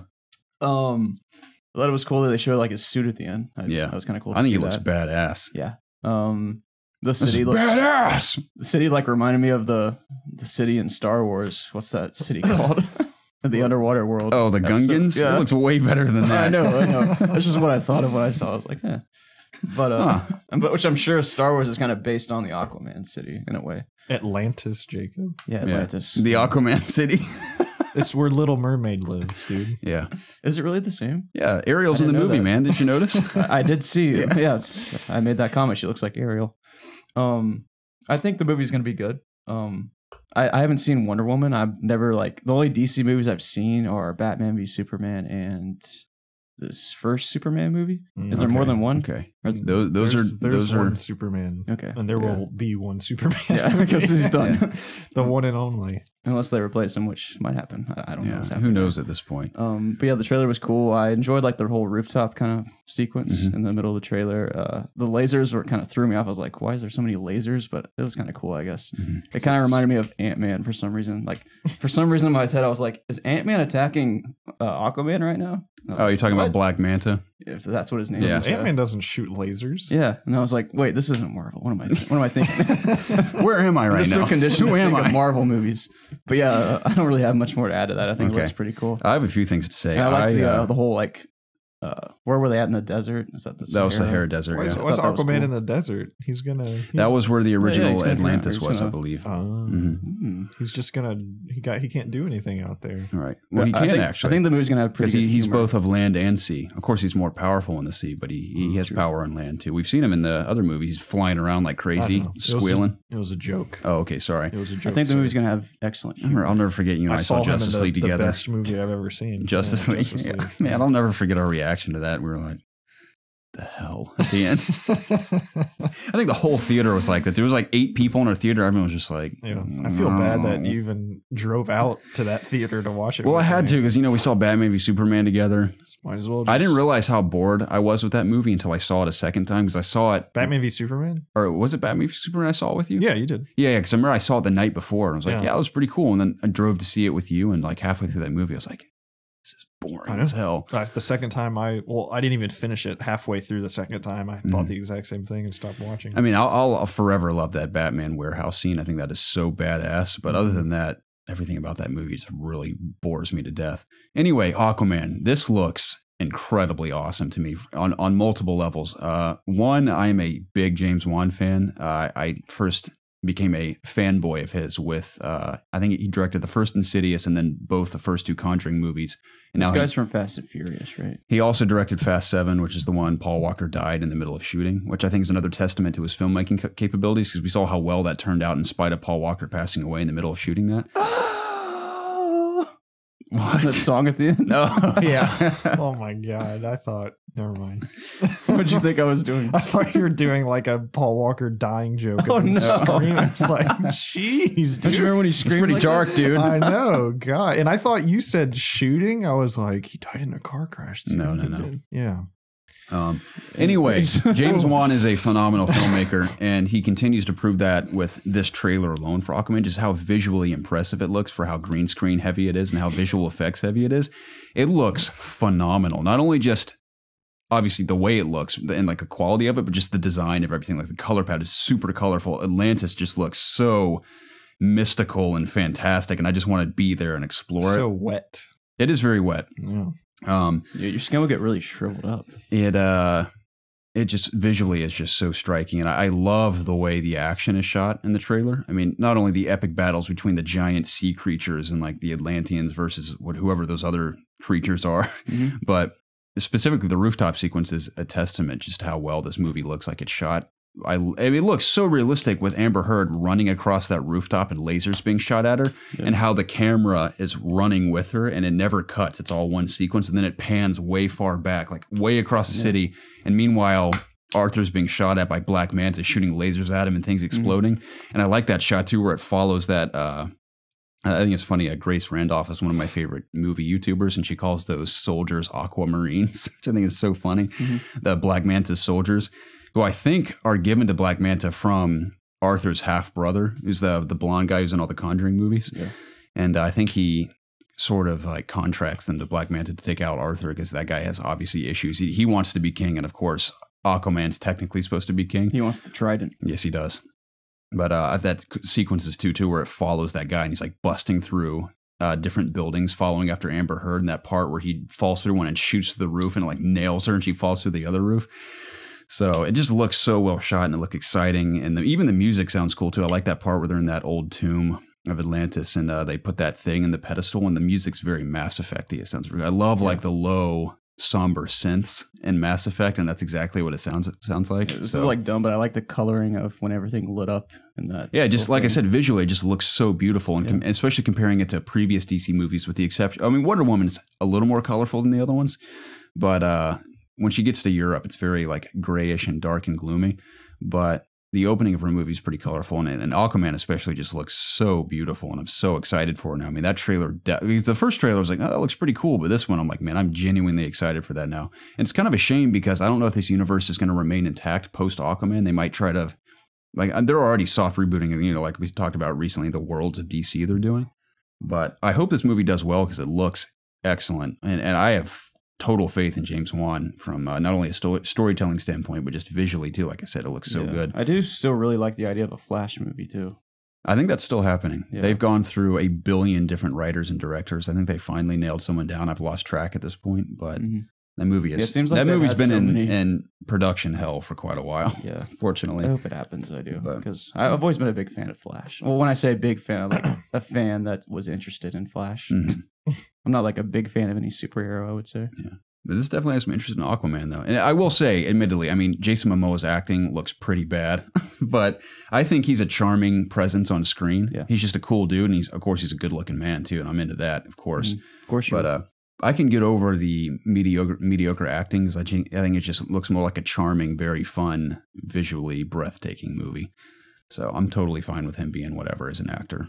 And like I said, he's just fun to watch. Like the way he yells and makes jokes and stuff is just cool. So, and of course, that armor at the end looks fantastic. Yep. So, yeah, I'm excited, man. Yep. You want to talk about the Mandalorian? Excuse me. The what? This is Jon Favreau's TV show, Star Wars TV show coming to exclusively to Disney's streaming service. It is officially titled The Mandalorian, which is I don't know if it's technically a race or like a group that Boba Fett belongs to. Like all these bounty hunters. Now, this is after, this is in between Return of the Jedi and The Force Awakens. Here's the plot. The Mandalorian. After the stories of Jango and Boba Fett, another warrior emerges in the Star Wars universe. The Mandalorian is set after the fall of the Empire and before the emergence of the First Order. We follow the travails of a lone gunfighter in the outer reaches of the galaxy, far from the authority of the New Republic. Have you seen the image release for it? Looks incredibly badass. Yep. Now this... You mean the one with the bounty hunter, right? Yes. Okay. This gets me so excited. Now, these are the directors for... There's only 8 episodes in the first season. God bless them for not forcing it into 13 like Marvel does on Netflix. 8 episodes. Here are the list of directors. Dave Filoni, he's a very prolific Star Wars writer and director for not only the Clone Wars TV show, but also Rebels. He's very well known in the very deep, hardcore parts of the Star Wars fan base. Now, I'm not on the Dave Filoni hype train like everyone else. I recognize how profound he's been in the Star Wars universe with those TV shows. So that gets me excited because people love Dave Filoni. And people have been campaigning for him to take over Kathleen Kennedy's role when she eventually steps away in another 3 years. And I wanted Is that what's happening? Is like she for sure? Yeah, her contract is extended by 3 years. And I think the theories floating around the internet are pretty accurate. People made really good points about this. Now, before she re-signed her contract, there was a brief period of time where others were offered the job. Specifically, J.J. Abrams was offered the job. A couple others that were rumored to be offered the job. George is coming back. Yeah. People even said, like, at this point, bring George back. We don't care. I bet George is like, F that. I want no part of that again. This is exactly why I sold it to Disney in the first place. But anyway, people have made great points. They think that, one, even before Kathleen Kennedy, this whole debacle happened with the split of the Star Wars fan base, that's a really intense job to take on. Think about not only the property you're dealing with, but all the repercussions that can occur. Like, look at the state it's in right now. Yep. I mean, it's not pretty. So I'm not very interested in Star Wars right now. They have some serious issues to make up for with not only Episode 9, but even beyond that, especially. Now, who in that position would want to come in as the lead of this, like head of Lucasfilm in the state it's currently in. That's just horrifying. Who would ever want to do that? No wonder people decline. Like, no, thank you. I'd do it. So the theories are that Kathleen Kennedy's contract is extended for only 3 years to see through episode 9 and maybe one thing after that. And then they can sort of start fresh with someone new at the helm in 3 years. Yep. And people have been saying Dave Filoni should take over for a while now, which I think would be cool. But I don't know who's right for the job. I just hope that going forward, it's a smoother ride. Yeah, I'm very ignorant. I'm very ignorant to what the responsibilities of that job would be. Yeah. But The Mandalorian, I'm excited for a couple of reasons. This will be the first live-action Star Wars TV show we've ever had. It'll be exclusive to Disney streaming service, so we know the budget will be through the roof. It'll be fully in Disney's hands. We don't have to worry about like Netflix handling it or something. And they also have a incredible leader at the helm too, with Jon Favreau predominantly writing this. Yeah. Everything he's worked on, even like Iron Man 1, for example, I've been a big fan of his work. Even as an actor, I like him a lot. He's what's his name? Howie from the Marvel Universe. Robert Downey Jr.'s right-hand man. What's his name? It's not Howie. I don't know that guy's name. Is it Happy? Happy, that's what it is. Yeah, Happy. Yeah, he plays Happy. You remember in Spider-Man: Homecoming? #1 Marvel fan right here. Oh, exactly. Yeah. So actor and director is very talented. Anyway, here are the directors: Dave Filoni, Episode 1. Known for, I said, Clone Wars and Rebels. Rick, I have a problem. Rick? I have a problem pronouncing his last name. Rick Famuyiwa. Okay. But he directed Dope, which I've heard great things about. Oh, okay. Mm-hmm. Yeah, Deborah Dope's Chow. good. Deborah Chow directed a handful of TV shows, but primarily known for directing a handful of Jessica Jones episodes. Okay. Hopefully season 1, because I heard season 2 is pretty weak. Bryce Dallas Howard, which I thought was a very interesting choice, is going to, as we know, was in Jurassic World and The Village. She's the redhead, and she's also Ron Howard's daughter. So, like daughter, like father, she's directing Star Wars property. Dave Filoni again is back for episode 5. So all the same directors for the first 7 episodes, but the final episode, the finale, is directed by Taika Waititi, which is awesome. Who's that? He directed Thor Ragnarok, What We Do in the Shadows, and Hunt for the Wilder People. So as we know, Taika Waititi is not only a great director, but just an amazing sense of humor. So I'm interested to see how his episode compares to the others. Now, of course, tonally and storytelling, they all will be relatively similar, I imagine. But from a director's standpoint, how he'll kind of bring his touch to the table will be cool. It's always kind of fun watching like through a season, like Daredevil, for example, just like seeing the different people that, put input into as the season goes on, like how the episodes are minorly different as you watch the show. Definitely. Like even in something like Arrow, for example, like I would used to kind of just sit down and watch like what are like little minor differences that different directors would put into their episodes. I've noticed, I can't think of the exact episode or even the season because I've been away for so long, but there was 1 or 2 episodes in Arrow that the action was directed in single shot sequences that were so badass. It's like, why don't they do this every episode? And I realized it was was a very particular director that had directed 1 or 2 episodes that season. I was like, there's a very clear and distinct difference between the way the action's shot in these episodes versus the rest in the season. And it's a shame. I wish they could just have that guy direct all the episodes. But it's like a part of me likes having so many different directors because you just get to see different ways that people do things. But also I kind of like just one sometimes. Just like if I really like a director, I just want one person to do it.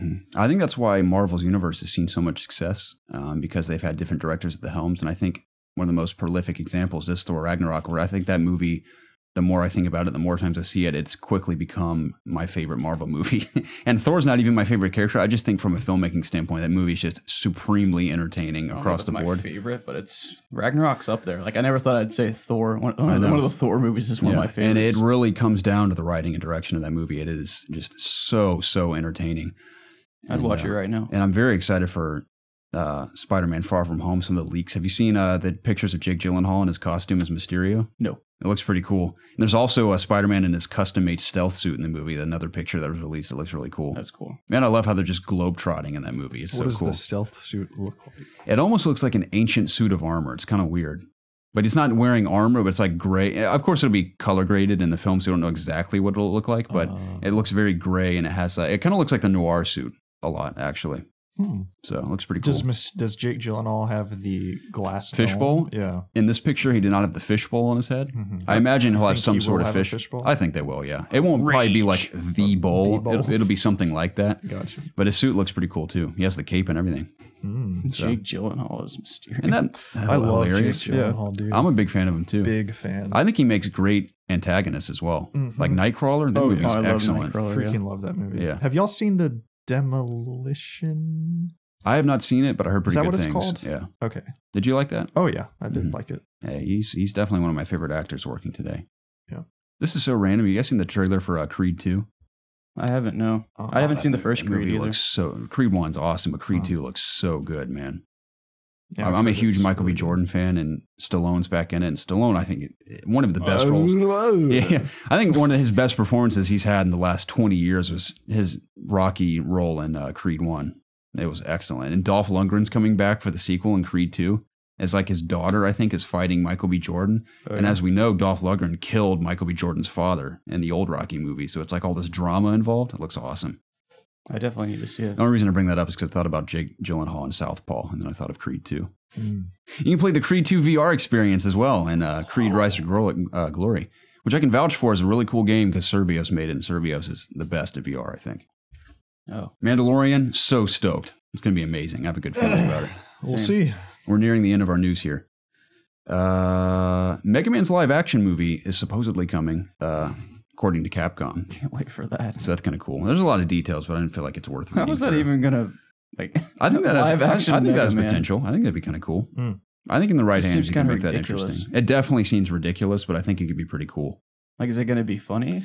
Or you got to think wonder if it's going to be as wacky and goofy and colorful and light-hearted as Mega Man typically is, or if they'll go the dark route. I think the X series is considered a little darker than the mainline Mega Man series. I don't know if they'll go that route, but I feel like it's a shame. I feel like Colin Moriarty, as much as he said this and probably to an extent joked about it, I really do think as much passion as he has for Mega Man that he could genuinely write something that could be pretty awesome. I remember a long time ago, back when he was like initially with Kind of Funny, they did an episode on the podcast where he like went in depth of how he would make it like dark and gritty, and he kind of played out the story, and from that it sounded really cool. Yeah, I was thinking if they took that approach, it could be pretty awesome. Yeah. You can make the Mega Man suit look cool. He's always said when he talks about Mega Man that the story is actually very interesting and cool. That they haven't really done a lot with it though. Right. So I hope they don't. I think it'd be pretty cool. Yeah. I'm way more interested in that than the Sonic the Hedgehog live action movie. Like, whoa. What is even that? I don't even know. What? That sounds ridiculous. Jim Carrey's in it. I'm gonna go see it for sure. Oh my gosh. I really want to see Venom. I think I'm going to see Venom on Wednesday. Yeah, I was going to ask if you'd seen that yet. It's funny because obviously the critics just destroyed it, but I've heard so much word of mouth, and especially from critics I trust that aren't part of media outlets that have said like, you can go into it not expecting anything, but it really is not nearly as bad as people are reviewing it. I had a cousin go see it. They liked it, and someone in my group chat from work went to go see it, and they also liked it. Yeah, everyone I've either talked to that's seen it, or people I watch outside of main outlets like IGN and GameSpot and other like big time movie critics have all said like, this is a really, really fun movie if you just go into it. And I expect it to be like the best superhero movie, or at this point anti-hero movie you've ever seen. I've listened to like the spoiler stuff. Oh, I've listened to all of it. Yeah, and it's I still don't even really know what happens in the movie. Yeah, it's interesting because I know all the spoilers. I don't think there's a lot of even spoilers in the movie. Yeah, I know any cool moment that may have been kind of cool to see on screen, I've heard about at this point, but I still really want to see it because I like Tom Hardy a lot, and I think Venom is just so visually striking that I want to see him in action. So yeah, that's why I want to see it for sure. And I heard the dynamic between Venom and Tom Hardy is just excellent throughout the entire movie. So. Cool stuff, man. Yeah, man. Definitely want to see it. I don't really have anything to add to that. Maybe I'll see it Tuesday. I'm not sure yet. Maybe you should see it Monday. I can't. Okay. Maybe you should, though. I'd like to, but I cannot. I mean, you could.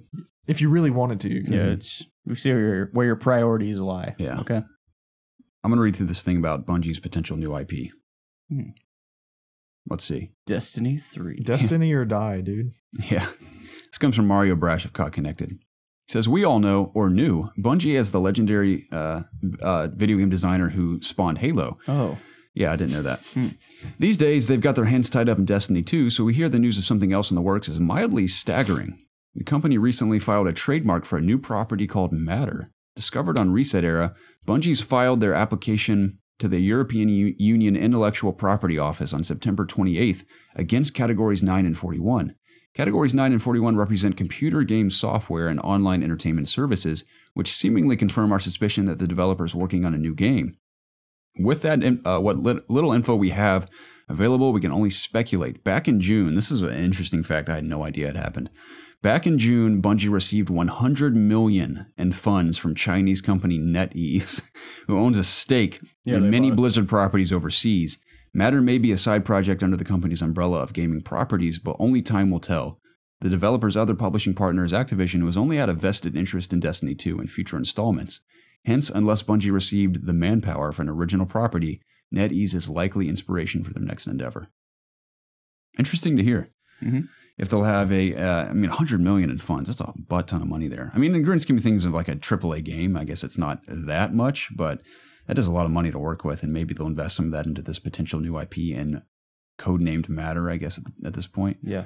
Maybe they've brought on more staff to work on that in the midst of more Destiny 2 content, or I imagine from demand of Activision, a Destiny 3, which is funny to think about. Yeah, this definitely seems like something brand new. Like it's not something that's it's not going to be something that's coming out alongside Destiny. Right. I think like Destiny's going to happen, then this is going to come after, maybe. Yeah, I mean, that's kind of what I perceived from I don't want to dwell on it too much because we may never hear about this for another few years for all we know. But I mean, even when Bungie was making Halo, like they announced, or they didn't announce, but they trademarked. Did they trademark Destiny really early? Because I know they were working on it like well before. Mm-hmm. Like I think it was they were still working on like 3 and Reach. When they were working on Destiny. So I don't know. It makes me wonder from like gameplay. Obviously, Destiny thrives with shooters, but will they try something entirely new, or they stay within the realm of shooters? I don't know. It'd be interesting to see like Bungie go back towards maybe something more like Halo. I mean, I have no idea, but yeah, we'll see. I don't know. Maybe tell a interesting new tidbit story. of news, though. Yeah, definitely interesting. Next, we have Telltale's The Walking Dead's final season. This news came out last night, actually. It's to be completed by Robert Kirkman's studio, Skybound Entertainment. And fact about Skybound is they are one of the studios working on Overkill's The Walking Dead, which didn't blow my mind when I played it. Yeah. Wait, was that the game that was kind of like a zombie mode kind of thing? Yeah, it's kind of like Left 4 Dead meets Payday meets what's the other game I compared it to? State of Decay. It's kind of like a cross between those 3 games, but not nearly as impressive. At least the demo I played. But Skybound's going to supposedly finish the final season. So I have no interest whatsoever in it, but that's cool, I guess, for people who are hoping to finish that season. I mean, it's good that people that bought it. Are they taking? Are they just taking? I think they're taking the assets from Telltale and just like, all right, let's see if we can finish this. Maybe so they're not like. I'm sure you got to think. Telltale, I imagine, had a roadmap for how they're going to tell the rest of that season. They don't just like make it up as they go. I'm sure all that stuff is there. I wonder if they're going to do it in their own engine and stuff. Like, I doubt it. They're probably taking over the engine. Yeah, I don't know. I also read that they're like trying to hire on people that were working at Telltale to kind of finish the project. Yeah, I mean, I feel like I wouldn't want for the final season of this, just like, all right, I guess we'll try like our first time this. It's already ruined. Like it's gonna see like what they can salvage from it. Yeah. Like I don't know how. Like it's gonna be interesting. To, like see, they've released 2 episodes so far, right? Yes. There's 4. So it's gonna be like, is there gonna be like a huge like change in some way to like the 3rd episode? Like it might be weird, interesting to see. We'll see.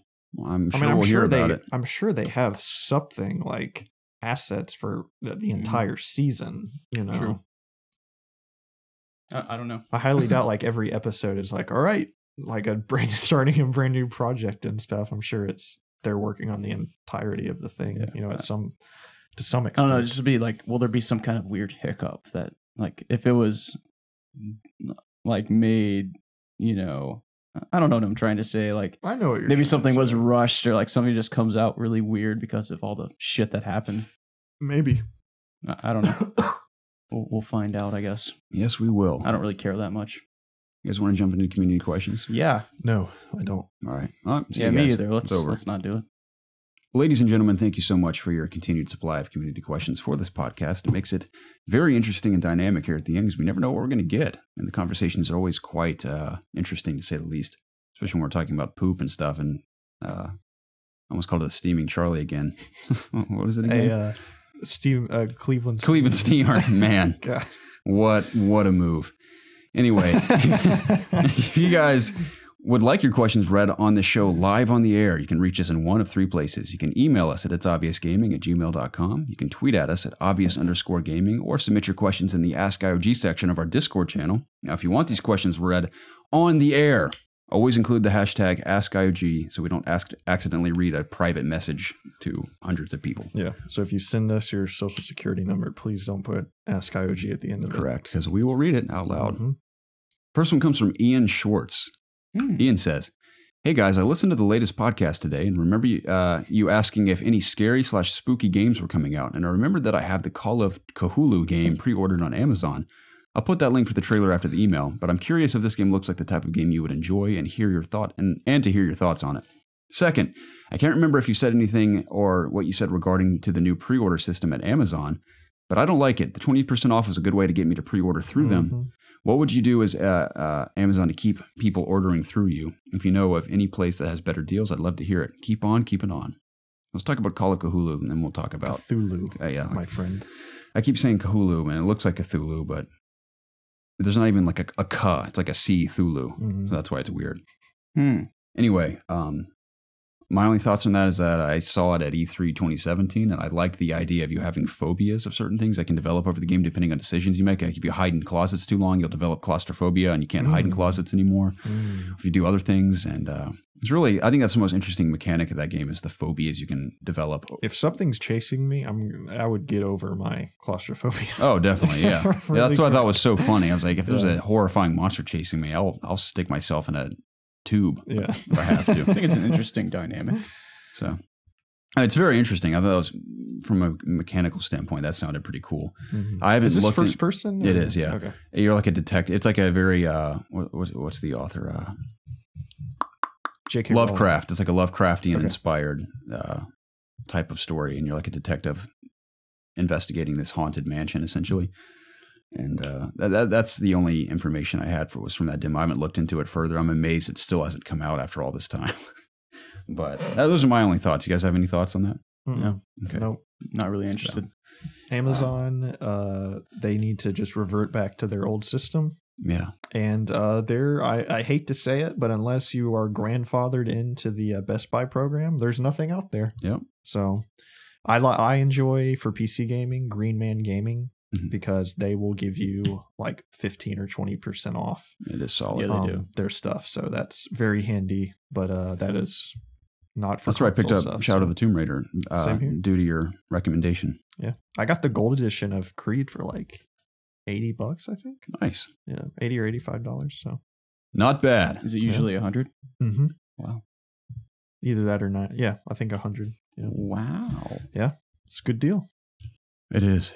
I like that. I was going to buy the Seasons Pass anyways because I bought the Origin Seasons Pass and enjoyed that content. So I was going to do it anyway. So I bit the bullet. Should I play Origins? No. Just talking about Assassin's Odyssey, Creed. Yeah, just jump to Odyssey. Just get Odyssey, dude. But haven't you heard Origins sucks? Odyssey is so much better. I've missed 2 Creeds now. You're fine. The story is it's set like way before Origins even starts. So technically you should play Odyssey and then have the inferior experience of Origins afterwards. That doesn't sound fun. Don't do that. Just play Odyssey, Jacob. I'll just watch some. Man, I wish you could play that so bad. You know what I have to do tonight? What do you It's like it's not a burlesque show. I've done a couple burlesque shows this semester, but it's basically women just dancing around on stage for 6 hours straight. That sounds awesome. To music. Sounds like my kind of party. Is it like at least I can edit the podcast while they're doing that. There you go. So are they like singing? Like, or what are they doing? No, it's just a DJ playing these tunes. It's like a dance show. Can anyone come just and get watch on the these stage? women dance? No. It's like very structured. There's like a lineup of dancers that come do their thing. Okay. So it's like, hey, come watch us dance. Okay. So it's called Theme Stock 7. Sounds great. The hell. Next one comes from Carlos Perez. He says, "Bros, dudes, are founding fathers of EOG. What is your favorite secret snack you eat? I have these noodles I buy and make them for my friends, and they love them, but I never give away my source. Have anything similar or a story of when you showed a friend a snack or food for the first time? From the combo and general chat. Oh yeah, this is added on at the end. From the combo and general chat. Y'all still using men's wipes? If not, are you really an EOG? I use men's wipes every time I shat, and I will be using them in about 20 minutes when I dump my brains out before I go to work. Oh, isn't that guy from the Jets who did that touchdown celebration where he wiped his butt with the football and threw it into the crowd? You remember that? Dude, he just got sponsored by Dude Wipes. No way. Literally because of him doing that. Yeah, it's That's so great. funny. Yeah. But I, of course, use wipes. Yeah, I do obviously. You can't go back once you start. Yeah, it is For nice. sure. Mm-hmm. It is nice on the bottom. Secret snack. I know my secret snack. I have a funny story about secret snacks before I forget. It isn't my secret snack, but it was one of Andy's. I don't know if you can call it secret. It's just disgusting. Oh, dude, Andy talking has about a the ton pizza? of secret snacks. Yeah. So this is the kind of kid, this is Zach's little brother, who would take an olive and lemon juice and stick it in like a shot glass and just eat it. I'm like, what the fuck, dude? Anyway, he would make like spicy wiener ramen. So it'd be like hot dog. It's spicy wiener pizza too. Yeah, spicy wiener pizza is pretty good. It was a DiGiorno pizza added with hot sauce and pieces of hot dog Cut added up to hot it. dog. Yeah. It was okay. It was pretty good. I didn't think liked it was it. that great. I remember me and It's just Zach hot dog. would come back from high school and be like, "You want some spicy wiener pizza, dude?" I'm like, "Yeah, let's whip it up." We'd whip that up and watch Power Rangers. But his brother made this really bizarre spicy something ramen. And he made it all the time, but I'd never tried it. It was like really late at night at their house one night. And I was like, yeah, sure, I'll try some of that, dude. And I ate like a bowl of his weird spicy ramen. I threw up violently that night. It was disgusting. Nice. I'll never eat it again. Thanks for sharing. Yeah. That was kind of a secret snack, I guess. Whatever he put in it was a secret because Yeah. it destroyed me. I don't have a secret snack, but I remember I introduced you to the cheesy gordita. Oh, yeah. From Yeah. Taco Bell. Uh-huh. So That changed my life. yeah. I don't know if I necessarily have secret snacks, but I have like a couple guilty pleasures that I love, like having every once in a while, which are sour gummy worms. Mm-hmm. Holy shit, they're so good. I agree. Donuts, chocolate covered donuts. Mm-hmm. I had one the other day. It was so good. Like I'm still thinking about it. It wasn't Krispy Kreme, but it was still a good donut. It was a Dunkin' Donuts, which their donuts are okay. Dude, I like Dunkin's got some good stuff, man. But I hate the people where you're like, yeah, I like Dunkin' Donuts, and then That one time they we like went. butt in and they're like, you do know they're frozen, right? Mm-hmm. The one There's time always we that one went to person the that one by says your that. house, it wasn't Yeah. that great. I don't know why, It's okay. but the one I had the other day was great. And lastly, oh no, I'm forgetting. Oh no,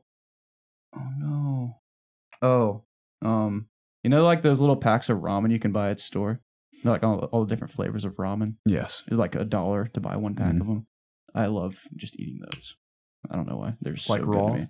No, like I'll Oh. cook them in a pot of water. But yeah, I mean, some people eat them raw. I know they do, but no, I don't do that. I Okay. just I actually cook them. I heat it up and I like having that. I'm actually civilized. I cook them. Yeah, I put them in water. I have these and then secret heat them up. noodles, but I don't tell anyone where they came from.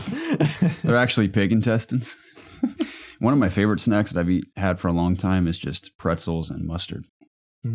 Now, I was going to ask you yellow this. mustard. Mhm. Before you got your appendicitis, Mhm. what did you eat previously? Nothing. It's not something Nothing. caused by your diet. I know it's not, but I know you said you had thought it was something. Was Yeah. it pizza? No. It was, Pizza. well, the first time I had that same exact pain Mhm. was all I had was, get this, iced black coffee and pistachios. Mm, Pistachios And I was are like, good. why would this cause that? And that was like Yeah. one of the only things I had had that day. gotcha. And the second time I had that pizza, which I'd never had problems with before, and I thought it was the pizza. I was like, holy crap, something's wrong with that pizza. Because like I told you, it was so bad, it just had to lay on the floor and roll around and moan. It was that bad. Yeah, dude, I thought I had appendicitis one time when I went to the Fox Brothers barbecue. Mhm. I think I've told you about this, but Yeah. me and my coworkers got off work early one day when we were down in Atlanta. So we've been wanting to go to Fox Brothers the whole time. So we finally had the opportunity. And dude, I don't know if you've eaten there before. I've wanted to, but it's always so It packed is I can't. insanely good. Like it Mhm. is fantastic. And I'm finishing my meal and I got hit with like the worst, like I have to go right now or else this chair is going to be ruined. Mhm. And dude, I went in there and I couldn't even use the bathroom. I felt like somebody had shot me in the stomach, and I was trying to not make a noise and like roll over the public bathroom floor. Like I thought I was going to have to call the ambulance. Like that's how much pain I was in. And finally, like I was able to use a bathroom, which obviously that means it probably wasn't appendicitis, but I was scared there for a second. But I'm horrified to go to Fox Brothers now because, or unless it's like catered or something. Because dude, I can tell you, nobody else had a stomach ache. I'm sure it had nothing to do with Fox Brothers. I probably just I'm just weird when it comes to stuff like that. But dude, I about died that day. Like it was so bad. So I've driven by there a couple times because I kind of drive around Atlanta a lot now. What should I get if I go in? Gosh, I don't remember what I got. You know what I love? I love barbecue pork, but it destroys me every time. That's yeah. Like even Dreamland's pork. I'll suffer through it because I love it when I'm in the mood to like suffer through it, but it hurts me every time. Dude, that's same thing. When we were me and my wife were at the game last night, and there was Dreamland in Sanford Stadium, and she got a pork sandwich, and I didn't eat the entire time I was there. I'm not falling down this trap. Yeah, it's like that's my worst fear is having to take like a massive dump and like a line's out. I'm just not gonna eat tonight. So, but yeah, especially barbecue, like you said. But dude, they have these jalapeno poppers that are stuffed with pulled pork. Oh my god, it's unreal, dude. I bet. So good. I'm having Dreamland on Wednesday. In case you have this big date plan, we're going to go to Dreamland for lunch, and we're going to get pumpkins and carve pumpkins that night. Wow. How sad is this? We've been telling each other we need to I keep saying carve pumpkin. Parve pumpkins is what I keep saying. I've been saying that for weeks. For 4 years of our relationship, we have yet to carve pumpkins. Every Halloween, like, we need to do that. And we're always so busy we don't have time, so we like strictly made time for it this year. It's a big milestone in any relationship. It really is. We may stab each other with the knives we're using on those pumpkins. We'll see who comes out on top. We've never been around each other with sharp objects before. So I've only carved pumpkins one time with a person I was with. And it wasn't that fun. Same. The last time I carved a pumpkin was late high school and maybe first semester of college. That was the last time I did. And I mutilated the pumpkin. I thought I was drawing a face, and it was... I did horrible. It was embarrassing, dude. It looked like I just punched a hole through it. I'll never forget that. So I'm hoping I do a better job this time. Maybe I'll carve the IOG logo into it. That sounds like a hell of a process, but try it. For sure. Don't cut your finger off. Maybe I'll carve the Hunt Showdown logo into it. Yeah. That's what I'm going to do. Go. That'll be good. If you cut a finger off, you won't be able to play games. Oh, I want to play some Hunt too, man. I haven't played in a while. So many badass updates. They have a new shotgun shelled crossbow. Wow. It's awesome. What? Very cool. I don't even know what that means. They also have the pump shotgun as a grip now. It fires faster. It's pretty cool. Nice. Just by putting a grip on it. Yeah. The crossbow just shoots the shotgun shell. Yeah. Like it doesn't. I think it only gives you trigger it. It just it's a small amount. Shell. It shoots the shell. It's like a slug round. Yeah. It's like you'd think it's like a long range shotgun shell essentially. Yeah. So it's cool. Yeah. Slug shells go farther than like a spread. Yeah. Instead of it igniting within the barrel of the shotgun, you shoot it, and on impact it explodes. Yeah. So it's pretty cool. That does sound pretty cool. Is it brutally murder monster as well? Maybe. I've heard it's really good for taking out duos that are hiding in like a room of a house. It goes through like windows and stuff too. Of course, really? If you know they're up in a window and you fire that, it'll go in and typically kill them in a shot. There you go. Good at fishing out guys hiding. So gotcha. Totally, dude. Anyway, Carlos, thanks for the question, man. It's a fun one. Squishy writes in and says, short and simple. Are you going to keep an eye out for horses defecating dynamically in Red Dead 2? Of course. I think we will all be well aware of the dynamic defecation in Red Dead. I will say I hope it's as realistic as the first time I saw a horse defecate right in front of me. This is so funny. I went horseback riding up in the mountains when I went camping with my buddy, who I actually mentioned this last podcast. Remember I told you I had that friend in middle school who we were best friends in 6th grade. Yes. And I come back a year later and he just didn't care anymore. Well, I'd gone camping with his family and went horseback riding. And, of course, he got Hidalgo as his horse. And the horse I had to get on was named like Pepper or something. It looked like an Oreo cookie. It was a cute horse.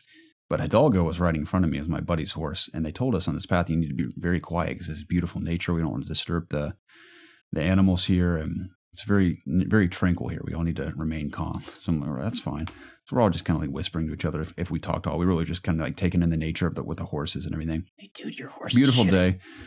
But out of nowhere, Hidalgo's tail lifts in front of me, and just the sight of a horse's anus opening and just releasing all of its waste was so disturbing to me in middle school that I was like, oh my God. I screamed bloody murder at this horse because it like was so horrifying. They're like, stop yelling, stop yelling. Shh.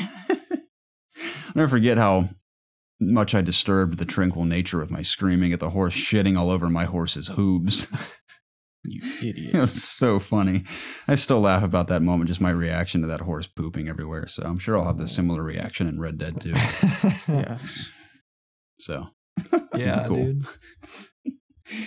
That'll be fun.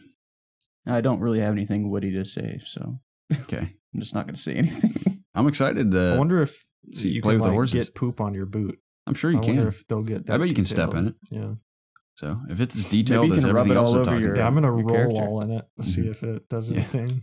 Like Sure, you instead of smell like feces. yeah, it's like maybe you can just go play with some pigs. Mhm. Yeah. Maybe that's an activity in the game. Waller with the pigs. Yeah, Walk pig into a wrestling. saloon after. Instead of I'm a so excited for instead that. of a tree lover, instead of a pig lover. Ain't nothing wrong with A that. tree hugger, I mean. Pig hugger. I've held a baby pig in my hands before at a Renaissance festival. Oh. Yeah, it was a That's baby cool. That's potbelly. great. I'd love to go to a Renaissance festival again. I think it'd be fun.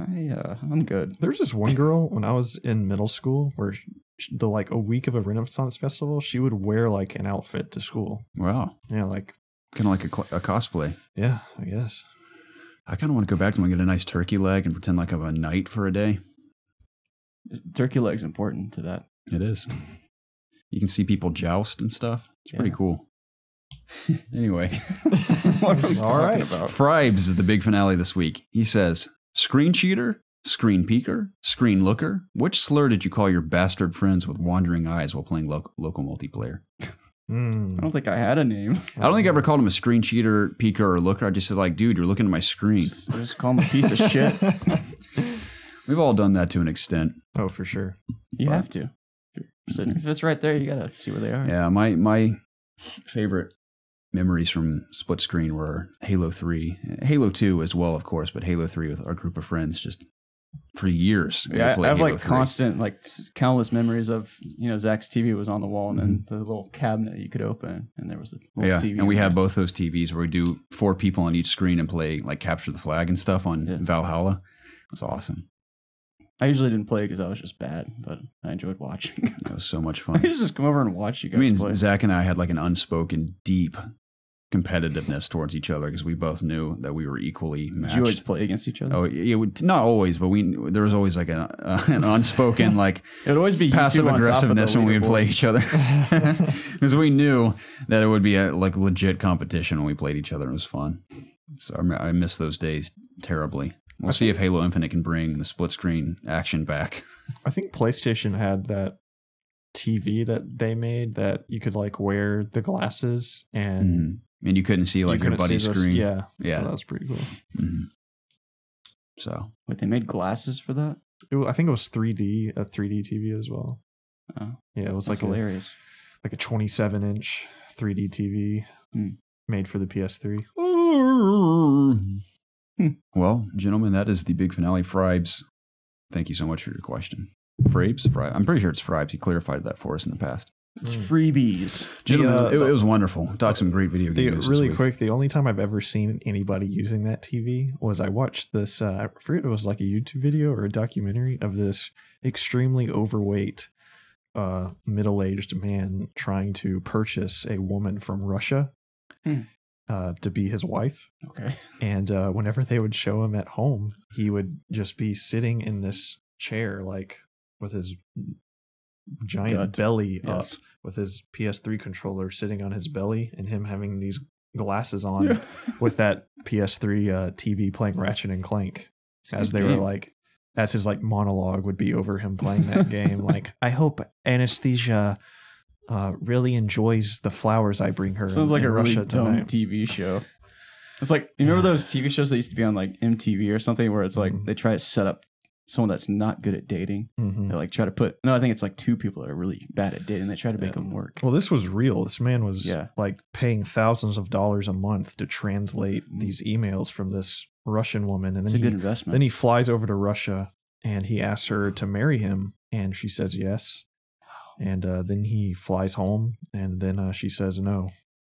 Oh, no. So, yeah, really heartbreaking story. Just like that, it was over. Just like that. He gave her a gold rose out of a box, though. Oh, gold. It was gold. Wow. Probably not actually gold, but it was gold. Maybe it was spray painted gold. That's what it looked like. Thanks for joining us for this podcast, guys. This was the It's Obvious podcast. Please check the description down below for any links you would ever want for our social media pages. Like Garrett said, please add us on Blizzard or Battle.net. Yeah. And we're going to play the F out of some Blackout, man. For sure. And Overwatch, right? Yeah. Don't bring that to this table. I gave away a free copy of Overwatch to Carlos. I think that's his name on Discord. Mm-hmm. Yeah, I gave him a free copy. So add me on Battle.net. And I won't play Overwatch with you, but at least we'll be friends there. Please subscribe to the YouTube channel, youtube.com/ItsObviousGaming. I think we've gotten a few subscribers. We have between those 2 reaction videos. I will say we had 3 videos this past week. We had, of course, the video version of the podcast, and the reaction to Red Dead, and it was more of a speculation/breakdown more than a reaction to that Harry Potter stuff. But both of those did pretty well. I'd like to do more videos. We'll be doing some Blackout stuff, of course. Those are really easy to put together, and Red Dead especially. So I will be some content here and there next week. I've been really video mode recently. Like I really want to just make videos. So whenever I have a lick of free time, I'll be doing that for the channel. Whether it be like an impressions piece of something, or like you and I getting together for something. I'd love to plan another Nintendo stream, maybe like a week out, to do like Mario Party. One of us can pick it up. Sure, I'll bite the bullet if you need me to on Mario Party. You should do that. And you can do a stream of that with the community. I think it'd be a lot of fun. Yeah, that actually would be kind of fun. Mm-hmm. We'd have to pay for the online service. Yeah, we should order pizza again. I love that stream where we had pizza and we were drinking and I got a little tipsy there. Good times. Dude, I had some Woodford Reserve last night while I was playing Bad Blood. And it was one of those things where you don't really notice it while you're sipping it while you're playing the game. And I stood up, dude. I was like, holy shit. I feel great. It was awesome. Yeah, I had some wild turkey last night. Nice. And it made playing Spider-Man even better. Thank you. Now that Blade and Bow bourbon my dad picked up, that's some good stuff. I'm going to be getting that from now on. Okay. Silky smooth. That sounds cool too. Blade and Blow. That's really Blade cool. And Blow. Well, thanks to all the listeners. We really appreciate it. We continue to appreciate your support for us. Also, leave us a review at iTunes as well. I don't know. Please. Or Apple Podcast. Sorry, Apple Podcast service. I will say I like the sound of Apple Podcast over iTunes Podcast. Big fan of that app. I use it exclusively. It's excellent, yeah. Dude, for sure. Side note, did you listen to McInnes's podcast about the animals? Yeah, I did. Where he talks about dressing up a monkey in like high heels and lipstick and a wig. That was one of the funniest things I've ever heard in my life. It's just hilarious. He's like, they're weird monkey thumb hand foot and a high heel. Would the other monkeys be more attracted to her that way? That's hilarious. Amazing. Thanks for listening, guys, and we'll see you guys next week. Goodbye, everyone. Bye-bye. Bye.